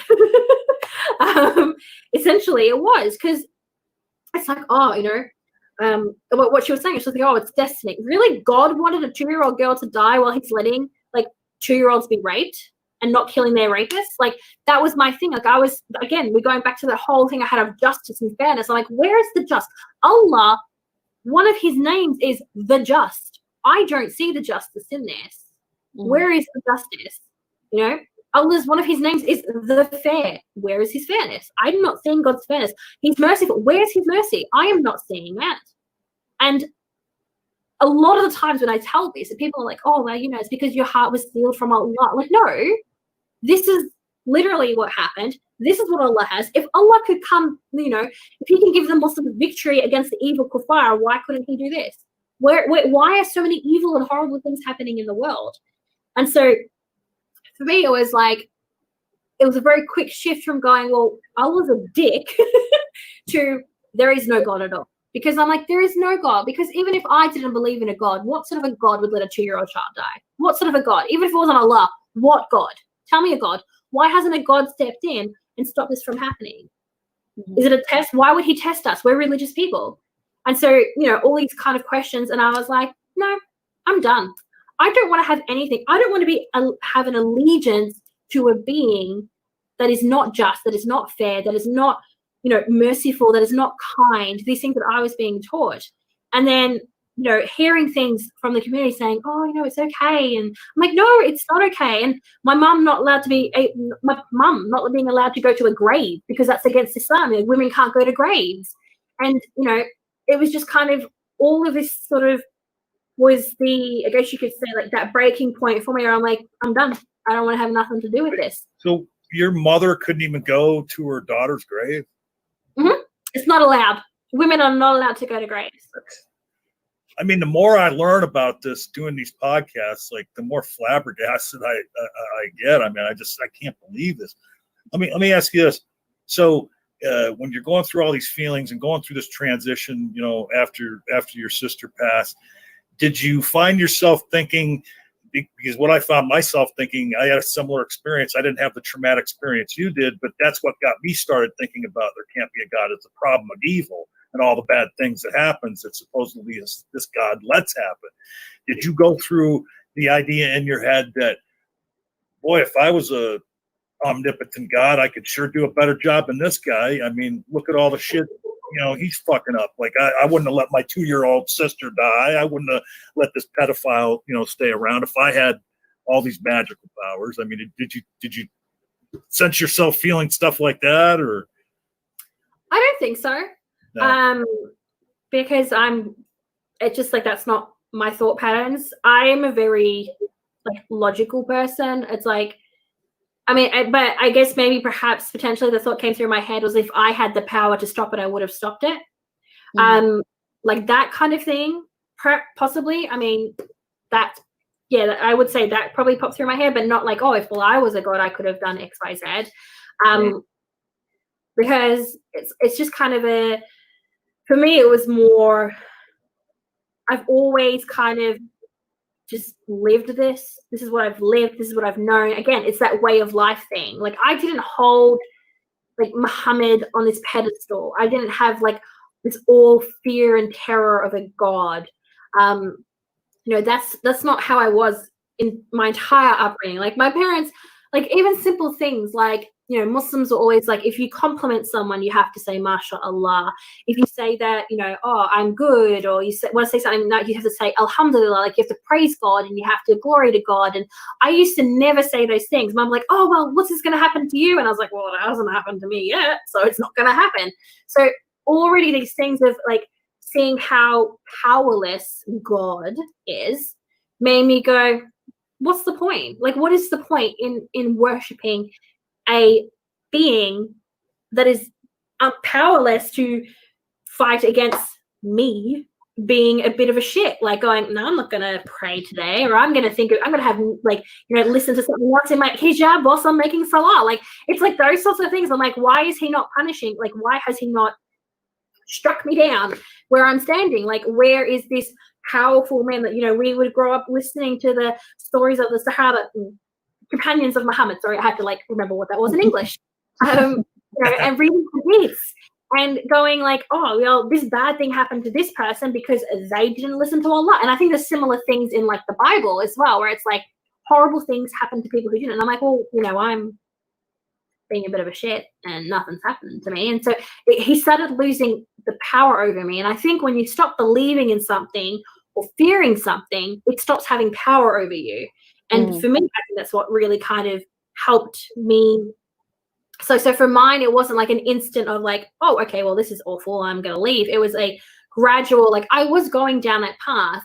That just happened to be the point that pushed me more rapidly down that path. And so, so you get to this point, you lose a loved one.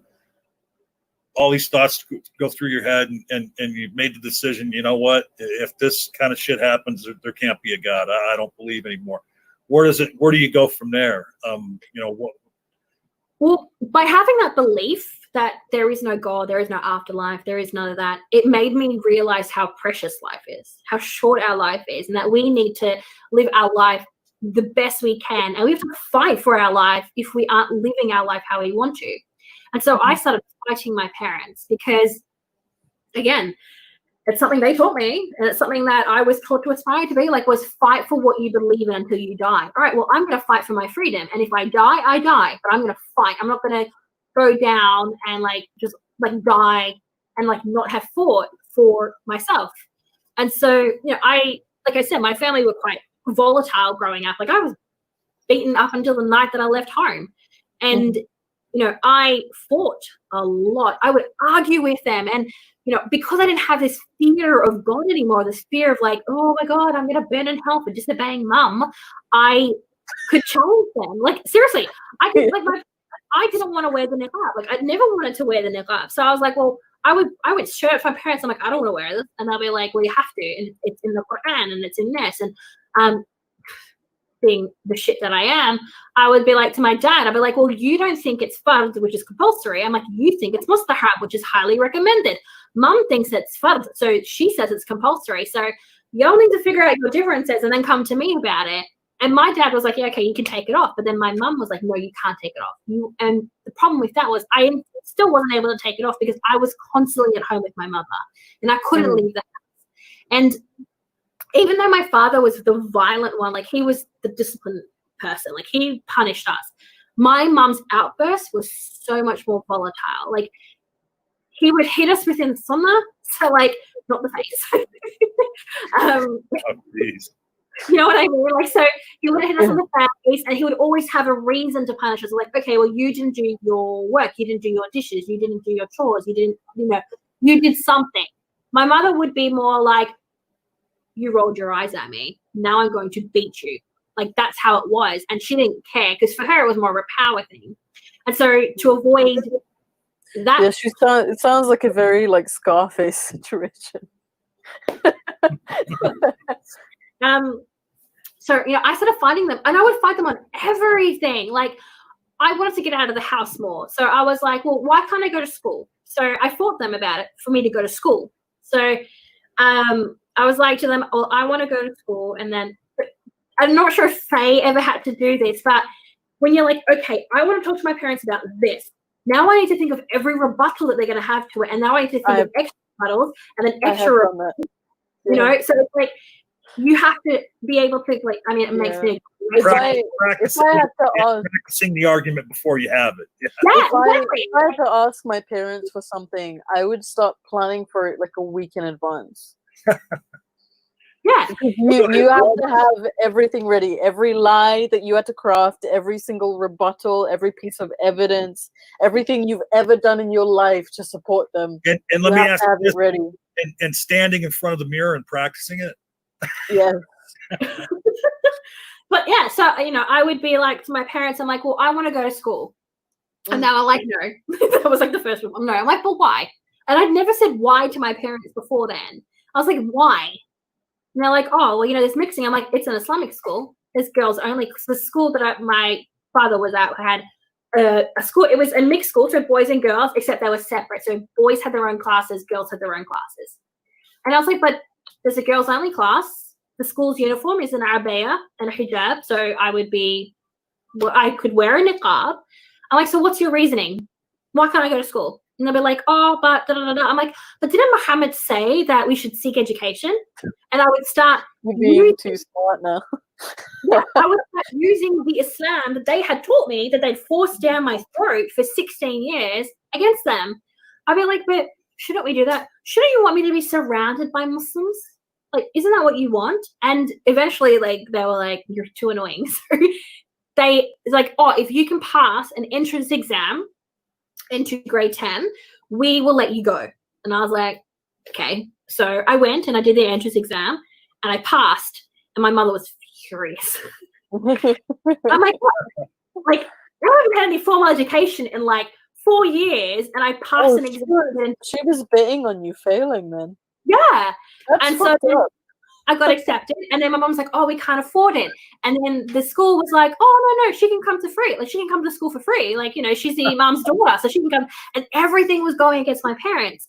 And so then they didn't have a reason. So they allowed me to go to school. And it was Islamic school, and I had to, like, but I was still monitored. Like, I had to, like, let my mom know who I spoke to on that day and who I associated with. And she would push me to attend all my lunch breaks.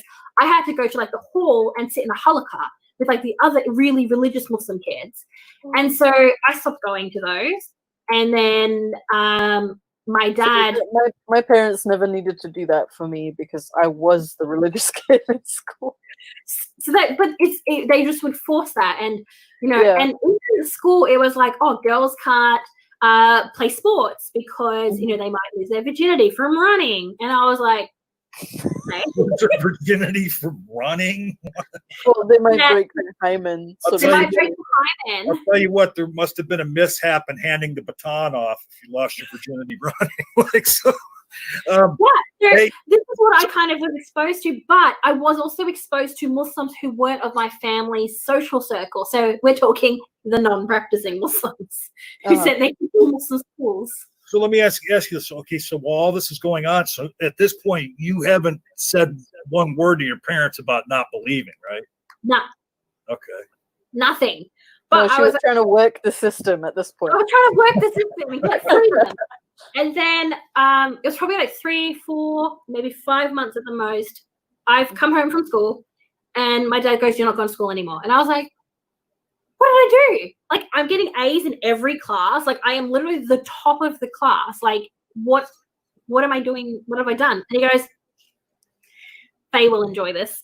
He goes, oh, I had some students in my class today ask me a question. And I was like, well, what's that got to do with me? Like, did they tell on me? He's like, oh, well, I was talking about Islam and fornication and how a woman can't be alone with a man in a room and like, because Islam even goes into like how you have sex, like that's how far it goes. Yeah. And he goes, and a girl your age, this was my crime. She was my age. She asks me if dry humping was halal.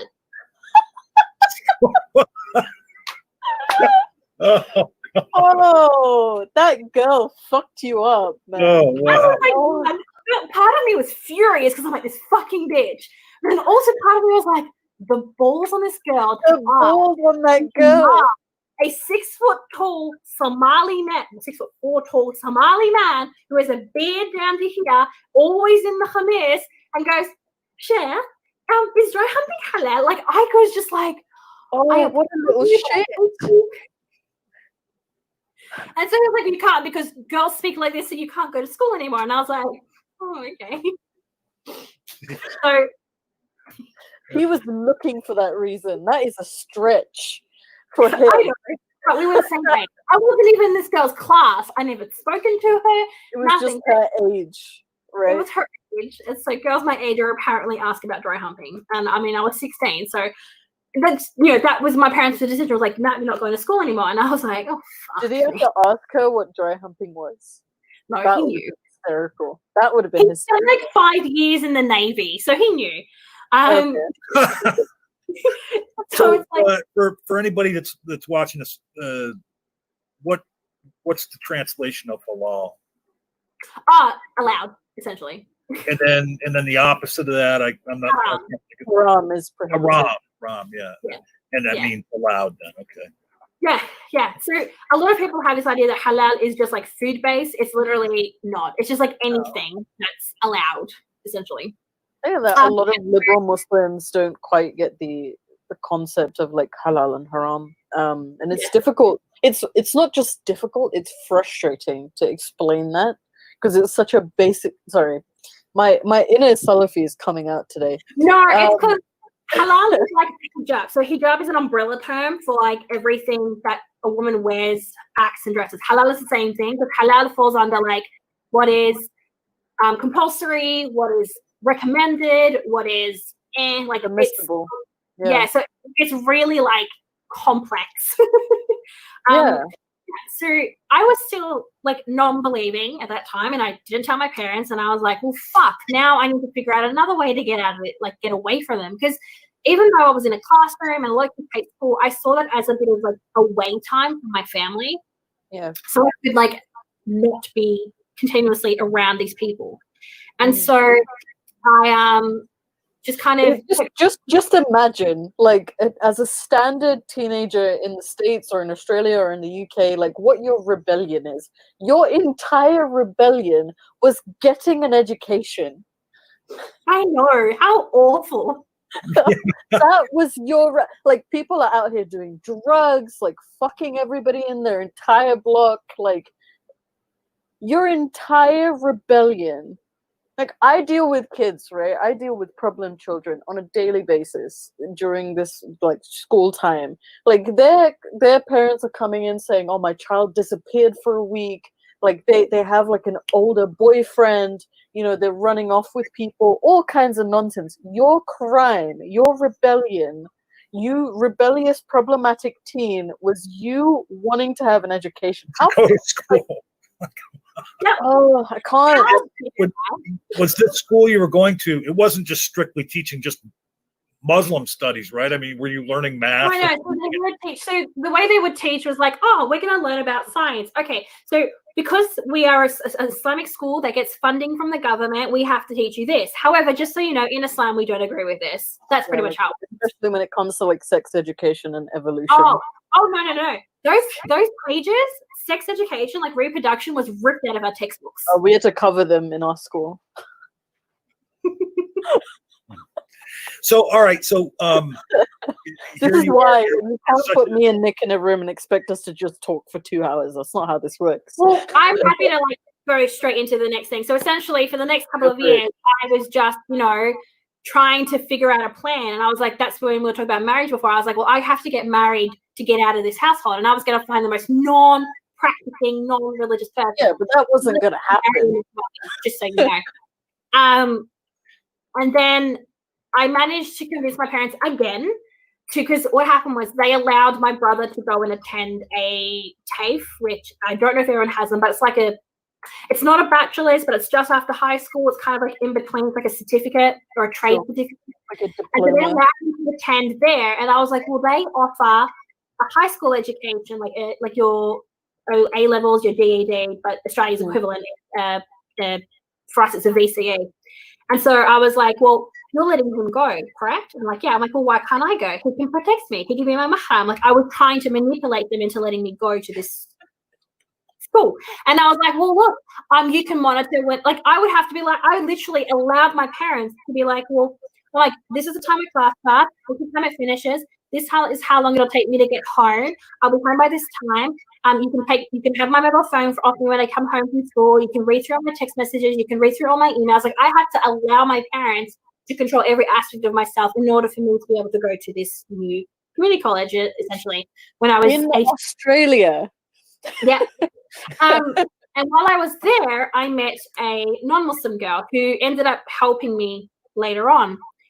But this is my second story about the library. I'm in the library. One of my classmates was having issues with the computer. I'm a bit of a fucking nerd, as I've mentioned. Like, you don't even want to get me started on the computer. He's like to me, he's like, I can't find this, da-da-da. Can you help me with it? And I was like, okay, whatever. So I was helping. We were doing a allocated group thing that the teacher had told us to do. My parents walked in. They walked in. Oh, because our campuses are open so anyone can walk on them. And so are your parents Google? Like, do they just know? They just were like, we're gonna rock up. We were in the area. And so they walked into the library and they saw me standing next to a boy who was on a computer, and I was clearly talking to him, because as you can see, I talk with my hands. My dad grabs me, drags me out, screaming at me, yelling again that I was a whore and I'm shaming the family, drags me through the entire campus. No one does anything about it, by the way. That boy must have been so confused. Oh, he was fucking terrified. And then I get home and my dad's like, you're not going anymore. And I was like, why? And they're like, oh, well, that's your boyfriend. I was like, what? I'm like, he was just asking me about computers, and I was answering questions. Just to refresh everyone's memory, your mother is a white woman. She knows what a boyfriend is. It's not like my mom, like, who comes from Bangladesh and doesn't quite get what a boyfriend is. Her mother is a white woman. And here's what blows my mind. 2 times in her childhood, she talks to a boy and gets busted both times. I know. Yep. And so my dad's like, you're not allowed to go anymore. Give us your phone. They went through my phone and started calling everyone they didn't recognize his name on my phone, because they thought that I'd hidden his name on my phone under some girl's name. And they were like, well, how do you know my daughter? Like, they literally went through everything. They made me open my emails. I didn't have Facebook then. I don't think Facebook existed then. Give an idea. This is when iPhone 1 came out. This is when the first iPhone came out. And so, like, they were literally everything. You're not allowed to go anymore. I'm like, why? And I have to argue with my parents and be like, okay, cool. Well, you know what? You can monitor me even more. You can check. This is my class schedule. I had to literally give them control over every aspect of my life for them to allow me to attend. And then I was like, but the irony that frustrated me the most was my brother was attending the same campus as me. And I caught him on so many occasions talking to girls. And I'd be like, well, I never had I ever throw my brother under the bus, ever. And I'm like, but he's a girl. And they're like, oh, but it's different. How is it different? She's not his mahram, allowed person to be around, essentially. And he's talking to her, and he's actively talking to her. He goes to cafes with these girls. I answered a boy's goddamn question about a computer, and I'm going to be banned from an education. And then they go, you don't need an education. Well, yeah, I mean, you were in Australia, but yeah, a lot of Muslim women, they don't let them work in a lot of Muslim countries. They don't work at all. They're just we're just baby mills, essentially. Yeah, baby machines. Housekeepers and baby mills.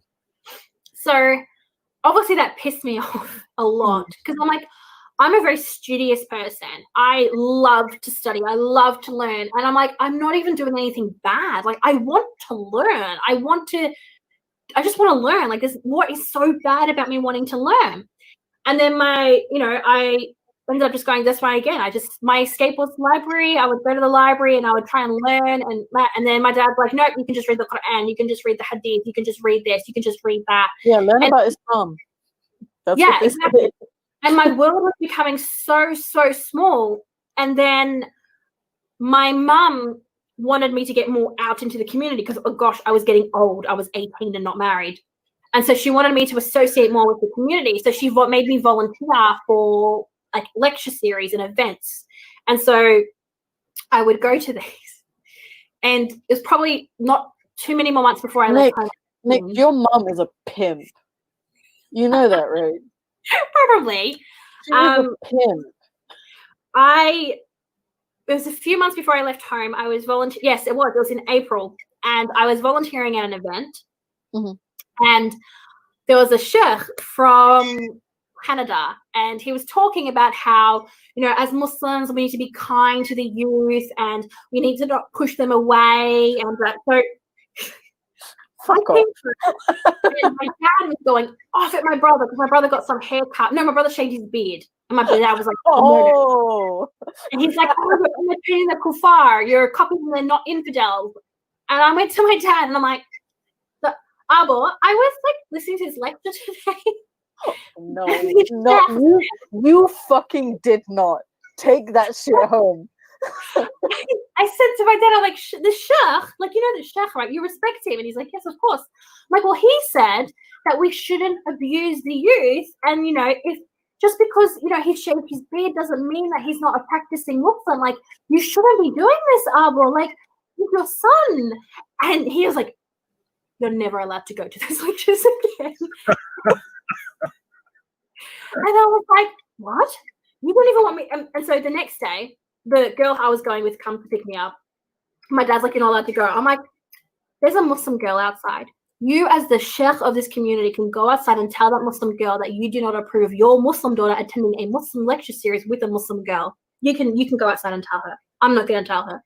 And I just stood there and I was like, this is me rebelling, guys. This is my rebellion of like, I would like to leave the house and go to a Muslim. I can't believe that you're not dead. Like, I can't believe that. Well, and I'm like, and then, he was getting mad and I'm like, do you want people to know? Like, what will the community say? Like, they'll think there's something wrong with these sheikhs that are here, but like, you've paid money for these people. Like what? And I just kind of manipulated them essentially into allowing me to attend this lecture series.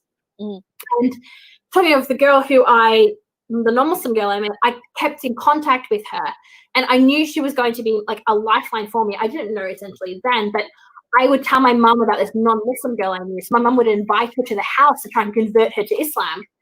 And wow, so that must have been really fun for her. Oh, we still talk to this day. And she's like, remember that time when your mum tried to put me in a hijab? And I was like, yeah. And she was like, this is a girl who's a staunch atheist, by the way. But she wouldn't say it. She was nice and polite. And we kept in contact, but, we'd have to delete our messages because my mum would go through my phone. And so eventually I managed to get into university at this time as well. I don't know how. I wrote an essay to get into university and they accepted me in. And I was studying online and my parents were like, well, she knows too much about Islam because she keeps arguing with us about Islam and using Islam against us. So we're going to try and put pressure on her a different way. So we're going to say, well, you want to study at a university, which mind you, in Australia, you don't have to pay for your degree straight away. You can pay for them later. Mm-hmm. And so they're like, well, you're not paying, we're going to punish you by, if you don't do good at your university, we're going to take you out. And you don't have a choice in the matter. And so I would have to be ensuring like I was high distinctions all the time. And we're getting there, by the way. And it was probably like a month or two that my parents were putting a lot of pressure on me to get married and I had to run the house and all these pressures that as an 18, 19-year-old, I was crumbling. And my university results kept falling backwards. So, I got a B. Oh, no. Yeah. And which is not a bad score in Australia. And my dad comes home and he's like, I heard you got a B in your assignment. And I was like, yeah. He's like, why? And I'm like, oh, I'm just, stressed. I've got a lot on my plate. And then my mum jumps in and goes, you don't do anything. What do you do in this house? You just sit there and you're rude and you don't even listen to Allah, you don't listen to your parents. And she just went off. And I was just like, what the fuck? And my mom's like, go get your laptop, go get your phone. And then my dad's like, yep, go get them, bring them into the bedroom. You're not allowed to have them anymore. I'm like, well, how am I supposed to do this? And he's like, you can do it when I'm at home and I'm watching you. And I was like, okay. And then I walked into my room and then I was like, what is this? Like, I can't live like this anymore. What am I mentioning? Okay, actually, no. I'm going to backtrack to before I went in my room. It's probably the most vicious beating I've ever received in my entire life. Basically, by that point, I developed an eating disorder. So I was probably 45 kilos. And I am quite a tall girl. I'm like 5'6". So, you know, I was literally a twig. And there's this man who is a huge, like, built like a freaking shithouse size of a man. And he just lost it. And he started just beating me, like pounding me into the ground. Because you got a B. Pardon? Because you got a B. Probably because I was being disrespectful. And so I was like, he's like, get up and go get your phone and go get your laptop. So I walked into my room and I was like, I can't do this anymore. I literally cannot do this because if I go out, I'm going to fight. And I probably won't survive this next round of warfare, essentially. So I had my choice was leave or die, pretty much. So back to what I said before, it was a leave or die situation. So I grabbed my phone, I grabbed my purse, and I walked straight past my parents, and they're like, where are you going? And I'm like, I mean, I am iconic. I have some iconic things that I have said in my lifetime, but this is probably the most iconic thing I'll ever say. And this is when my parents also found out I was no longer a Muslim. I said, fuck you. First time I also swore, and fuck your God. And I ran for my life, essentially. You ran. Bye. And it was like 11 p.m. at night, and I had no idea where I was going. I had literally no social skills. I had no money, no job, no nothing. I had my phone and my purse on me with my ID in it. That's literally all I had, and I ran. I ran for an hour at least. I ran through like wetlands and grasslands because one thing about Australia is if you live in the suburbs, it's not a built-up area. So I just ran, and I was like, well, I'm going to run the way that they can't follow me in a car. And then pull my phone out, and I called that non-Muslim girl. And I said to her, I'm like, I just left home and I have nowhere to go. And she's like, that's fine. Come stay on my couch. And so I had to find that. And then my parents were like harassing me. They were calling me and they were basically abusing me. They're like, where are you? We're going to find you. You've betrayed our family. This is the last straw. You're going to regret this. And it was so much of a point where I was in this like survival mode of like, holy fuck, what have I done? That I turned my phone off and I essentially disappeared from the Muslim community for years. And you're 18 at this time. You're 18, 19? I was 19 then. So I just turned, I was like 19, almost 20. So I've been fighting them for years. And then I was like, I can't do this anymore. So then I was like, you're an adult. You're an adult. You're free to go about your business. But they were still contacting you, and you better come home, and we're going to get you. And oh yeah, it would have gone on for many more years if she'd stayed. Well, see, even after I left, like this went on for years of my parents constantly, because how my parents reacted to my leaving was they blatantly lied to the Muslim community. So at that point, because I've been so isolated from it, not many people noticed me not leaving the house, not going out. So it's only when people when it hit things like community celebrations, so like Eid or Ramadan, where people weren't seeing me, that's when questions started being asked. And so my parents were like, so they started off with saying that I'd moved away to study.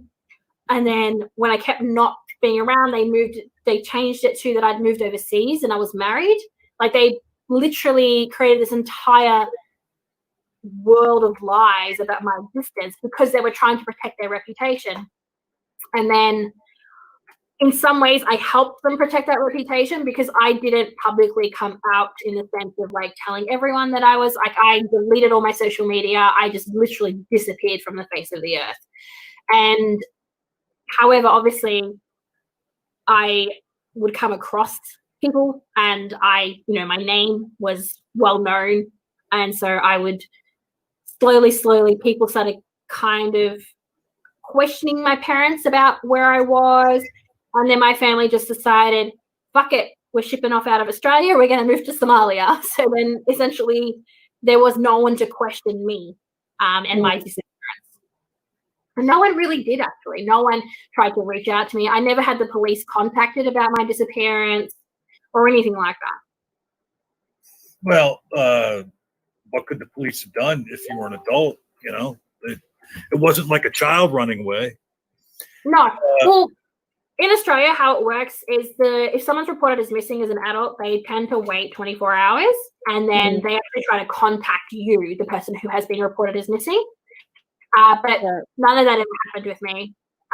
Again, because it played into the whole fact that my family were trying to protect their honor, which is quite a scary thing. Because if we'd ever think about it, if my parents had actually killed me, nobody would have known because they wouldn't have reported it. No one in the community reported that I had disappeared off the face of the earth. They just believed what my parents had said. So my parents could have, even if they had killed me, could have gone, she's married and overseas. And nobody would question it. Like no one would say anything. And there's other Muslim families where if the same thing happened the way it happened for you, the young girl might have been killed. I mean, that happens. And so when you left home, and obviously now you're back on social media and everything. You started the organization, the Australian exMuslims. And do you to this day, do you have any contact with your parents? There have been periods where I've tried, because at the end of the day, nobody wants to have no family. Like you can have friends and that can become family, but family is very different. And so I actually kept the same number for about 7 years. So, they could call me. And when they would call me, I would always, after obviously I'd settled and was okay, I would answer my phone and I would be like, they're like, how are you? I'm like, I'm good. How are you? And they would always bring it back to how I would disappointed them and shamed them. And then I would cut contact again with them. And I would always kind of keep it open. But for me, it was all about setting those boundaries. Unfortunately, they would keep crossing those boundaries. And I realized every time I let them in my life, I was riddled with anxiety and stress and fear. And, I never would let them know where, I live. Never. They do not know where I live. They do not know where I work. I had to live this, world of that. And I was like, I shouldn't have to. I shouldn't have to hide my career or, because I was, when I had them off, I still am, but I was bloody successful in my job. I worked my way up from into management roles, and I was, working in $1 million company. That's what I was doing. That was my job. And I'd done that regardless and despite all of the, the obstructions that they put in my way. And I had made something of myself. And I never cared about it. They would always be like, well, why aren't you married yet? And why don't you have kids? And because why your life is like that? You think that having all this money is going to make you happy when it's not. They would try to diminish me and try and control me from that perspective. My siblings would tell me that I deserve to be murdered, that I deserve to be raped. And then I would tell my mother, I'm like, why are you telling my siblings that I deserve to be raped? And she's like, well, you left Islam. And so I was just like, I don't want this negativity in my life. And so I actually cut them out for a very, very long time where I would not respond to messages or texts or calls. And then I got a call from a number from the Emirates. And I was like, who the hell is this? And so I answered it, and it was one of my mother's oldest friends. And she's like, you need to talk to your mother. And I was like, okay, well, something shit's gone down. And so I called my mum, and then she tells me, and she's like, I need your help. I have to escape Somalia. And I was like, oh, okay. And even after everything she'd done, even though she had lied repeatedly and she'd gaslit me and all the abuse and all the trauma and the repeated trauma she would do every time I let her into my life, I still tried to help her. I was like, no, maybe this time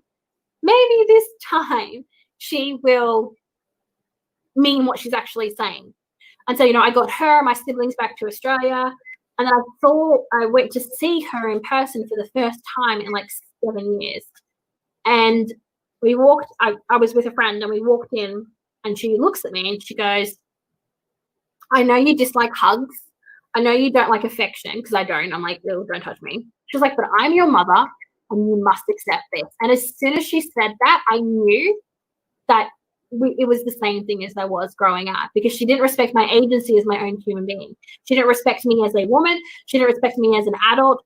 And I was like, I want to surround myself with someone who is bringing me constant anxiety and stress, and this was the same time when I was helping ex-Muslims in Australia get out of home. And, I was like, I can't have someone in my life who is so heavily involved and so much believes in this religion in my life when I am trying to save other people's lives. And I confronted her about it. I confronted her about all of the abuse. I confronted her about all of the stuff that she allowed and stuff that my dad did and all of that. And she just gaslit me the entire time because, she doesn't want to accept ownership over her actions, which I feel like a lot of religious people do. They choose to worship a God because they do not have any accountability for their actions. And one girl I was helping is a Somali girl, and to this day, like there's no proof of it, but to this day, I believe that my mother gave that woman my workplace, because the reason why my theory is this just shows you how insidious it can be. The only person who knew where I worked was my mother's estranged sister. And my mother, when she came back to Australia, started associating with her estranged sister. And then all of a sudden at my workplace, this Somali girl that I'd been helping, her family from the other side of town were walking up to my workplace all the time. I was getting calls on my mobile phone from Somali people demanding to know where this girl was. And these people hadn't had my contact details since I was like 15. So I didn't even know who these people were and how they were contacting me. And I confronted her about it, and she's like, well, they're looking for her, so why don't you just tell them where she is? And I hadn't even told her at that point that I was helping ex-Muslims, but she knew that I was identifying as an ex-Muslim. And so I had to make this conscious decision of like, this person does not want what's good for me and doesn't necessarily want what's good for other people. So I can't have this human being in my life. So I decided that I have to cut her off completely. And I did. And I haven't spoken to her in about 2.5 years now. All my siblings. Oh, wow. Yeah, I mean, and then given that you are out there, helping other people, that was kind of a selfless thing to do too, not only for your own stress, but you had to be concerned for these people that you were helping. And if your mom was going to go out of her way to expose those people. Yeah, I got to tell you, this has been very, very, a very good stream. I'd put it up there with M stream. You have taken, I don't know what Faye would say about it, but you've taken me through a range of emotions. I mean, it was really fun watching you and Faye interact, like just watching two friends, have a conversation. And then you did much like M did when he was with us and dug deep on some stories that I'm sure were pretty hard for you to share. And boy, I don't know, we might have to have you back. I was gonna say we should definitely get Nik back, because I think we've covered like the it's sort of the indoctrination and the leaving, but I think there's a lot to share the after leaving as well. Right. And I want to hear more about her organization too, and the help that she's like helped other people, get out of Islam that were going through terrible experiences. So right now, before we close out, we want to give everybody an opportunity to tell whoever's watching this what they have going on. We mentioned your organization that you have. I think on your homepage on Twitter, it says you have a YouTube channel that you sometimes do things on. But she also has a book. Well, yes. So I am a woman who takes on many projects. So obviously You're a workaholic. I am. I have obviously exMuslim Support Network of Australia. We are trying to do a couple of campaigns with that at the moment.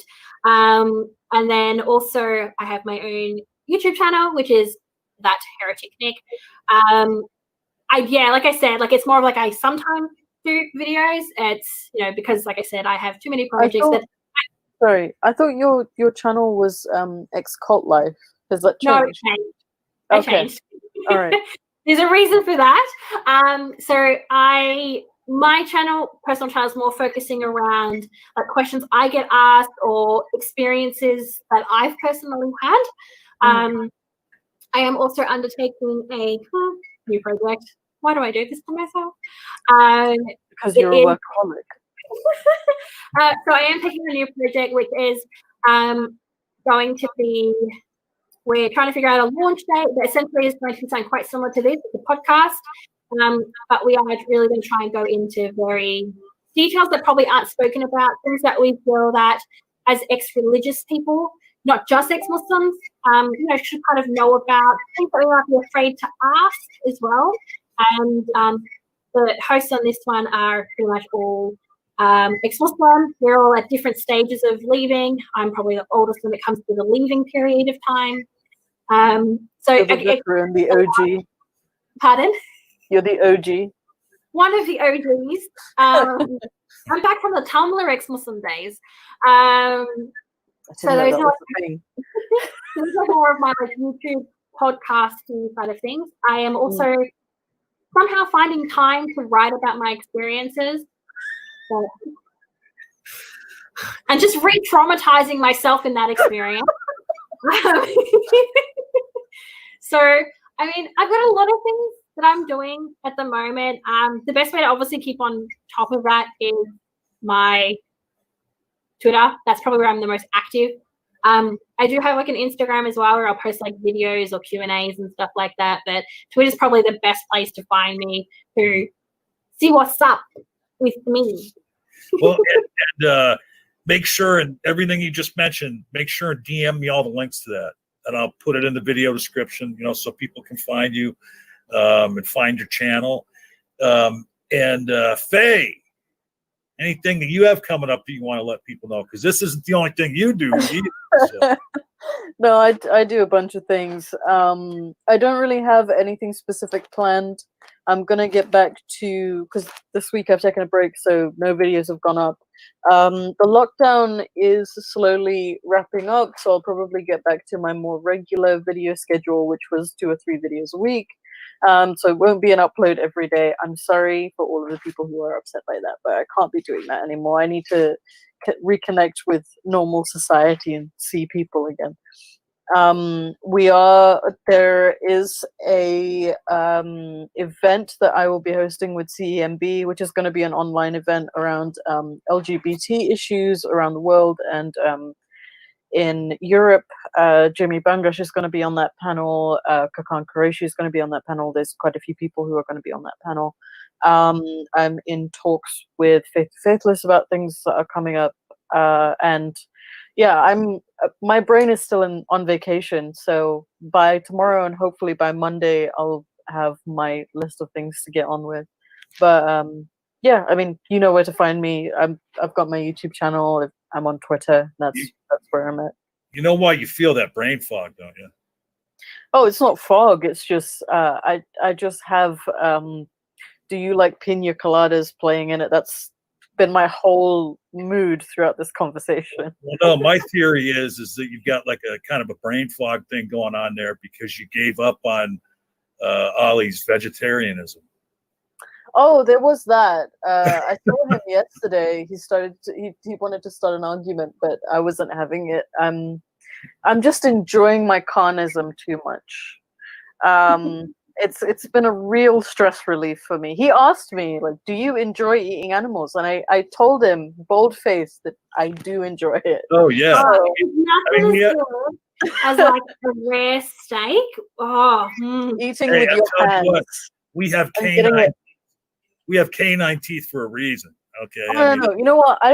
I'm past justifying it. I enjoy it, therefore I do it. Okay? It makes my skin glow. It picks my day up after therapy. I feel like a new woman after I eat meat. Like it just is. It's changed my life. And we're going to trigger every vegetarian. That is, you know what? Look, the reason I was a vegetarian is not because I think eating meat is wrong. The reason I chose to be a vegetarian is because I do not understand the concept of selling and buying meat. I think it's a weird thing to do because it's not how I grew up.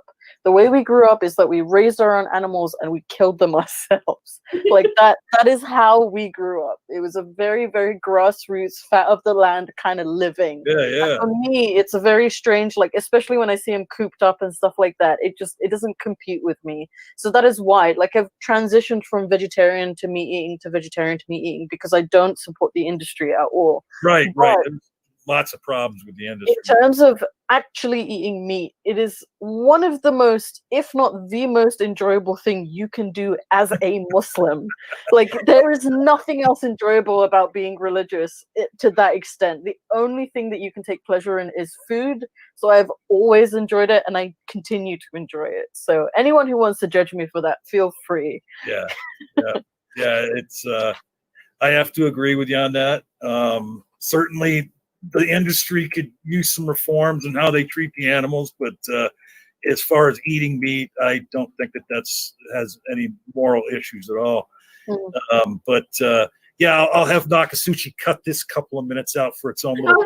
I'm like, this is a really bad way. Please, please do tag him in it. I would love to dig into that. We'll make this its own little clip and put it out, and just as a gift to the vegans. But this has been great. Just want to remind you, check the description for all of Nik's links. She's going to DM them to me. I'm going to get them in there. Also, we do have Apostate Alliance Discord server. Again, that link is in the description, and there's 100 links there. It won't expire until 100 people sign up. So it's going to be there forever because we probably won't have 100 people sign up. But anyway, and then next week we have Malik Wendell joining us. And I promise you sometime in the future here, we're going to have Nik back on because we want to hear the rest of the story, as it were. There's so much story. Yeah. You don't understand. There's so much story, John. And also, given, like, I've obviously been speaking about my journey for such a long time that I've learned how to condense it. So you guys just got the condensed version. Oh, wow. Yeah. Well, maybe we'll have to have you back twice. If you want. At any rate, we're going to get out of here. Nakasuchi's going to kill me as it is because he has to edit all this between now and tomorrow morning when you guys are watching it live in the premiere. And thank you for being here for episode 10 of the Apostate Alliance, where you can be free to not believe.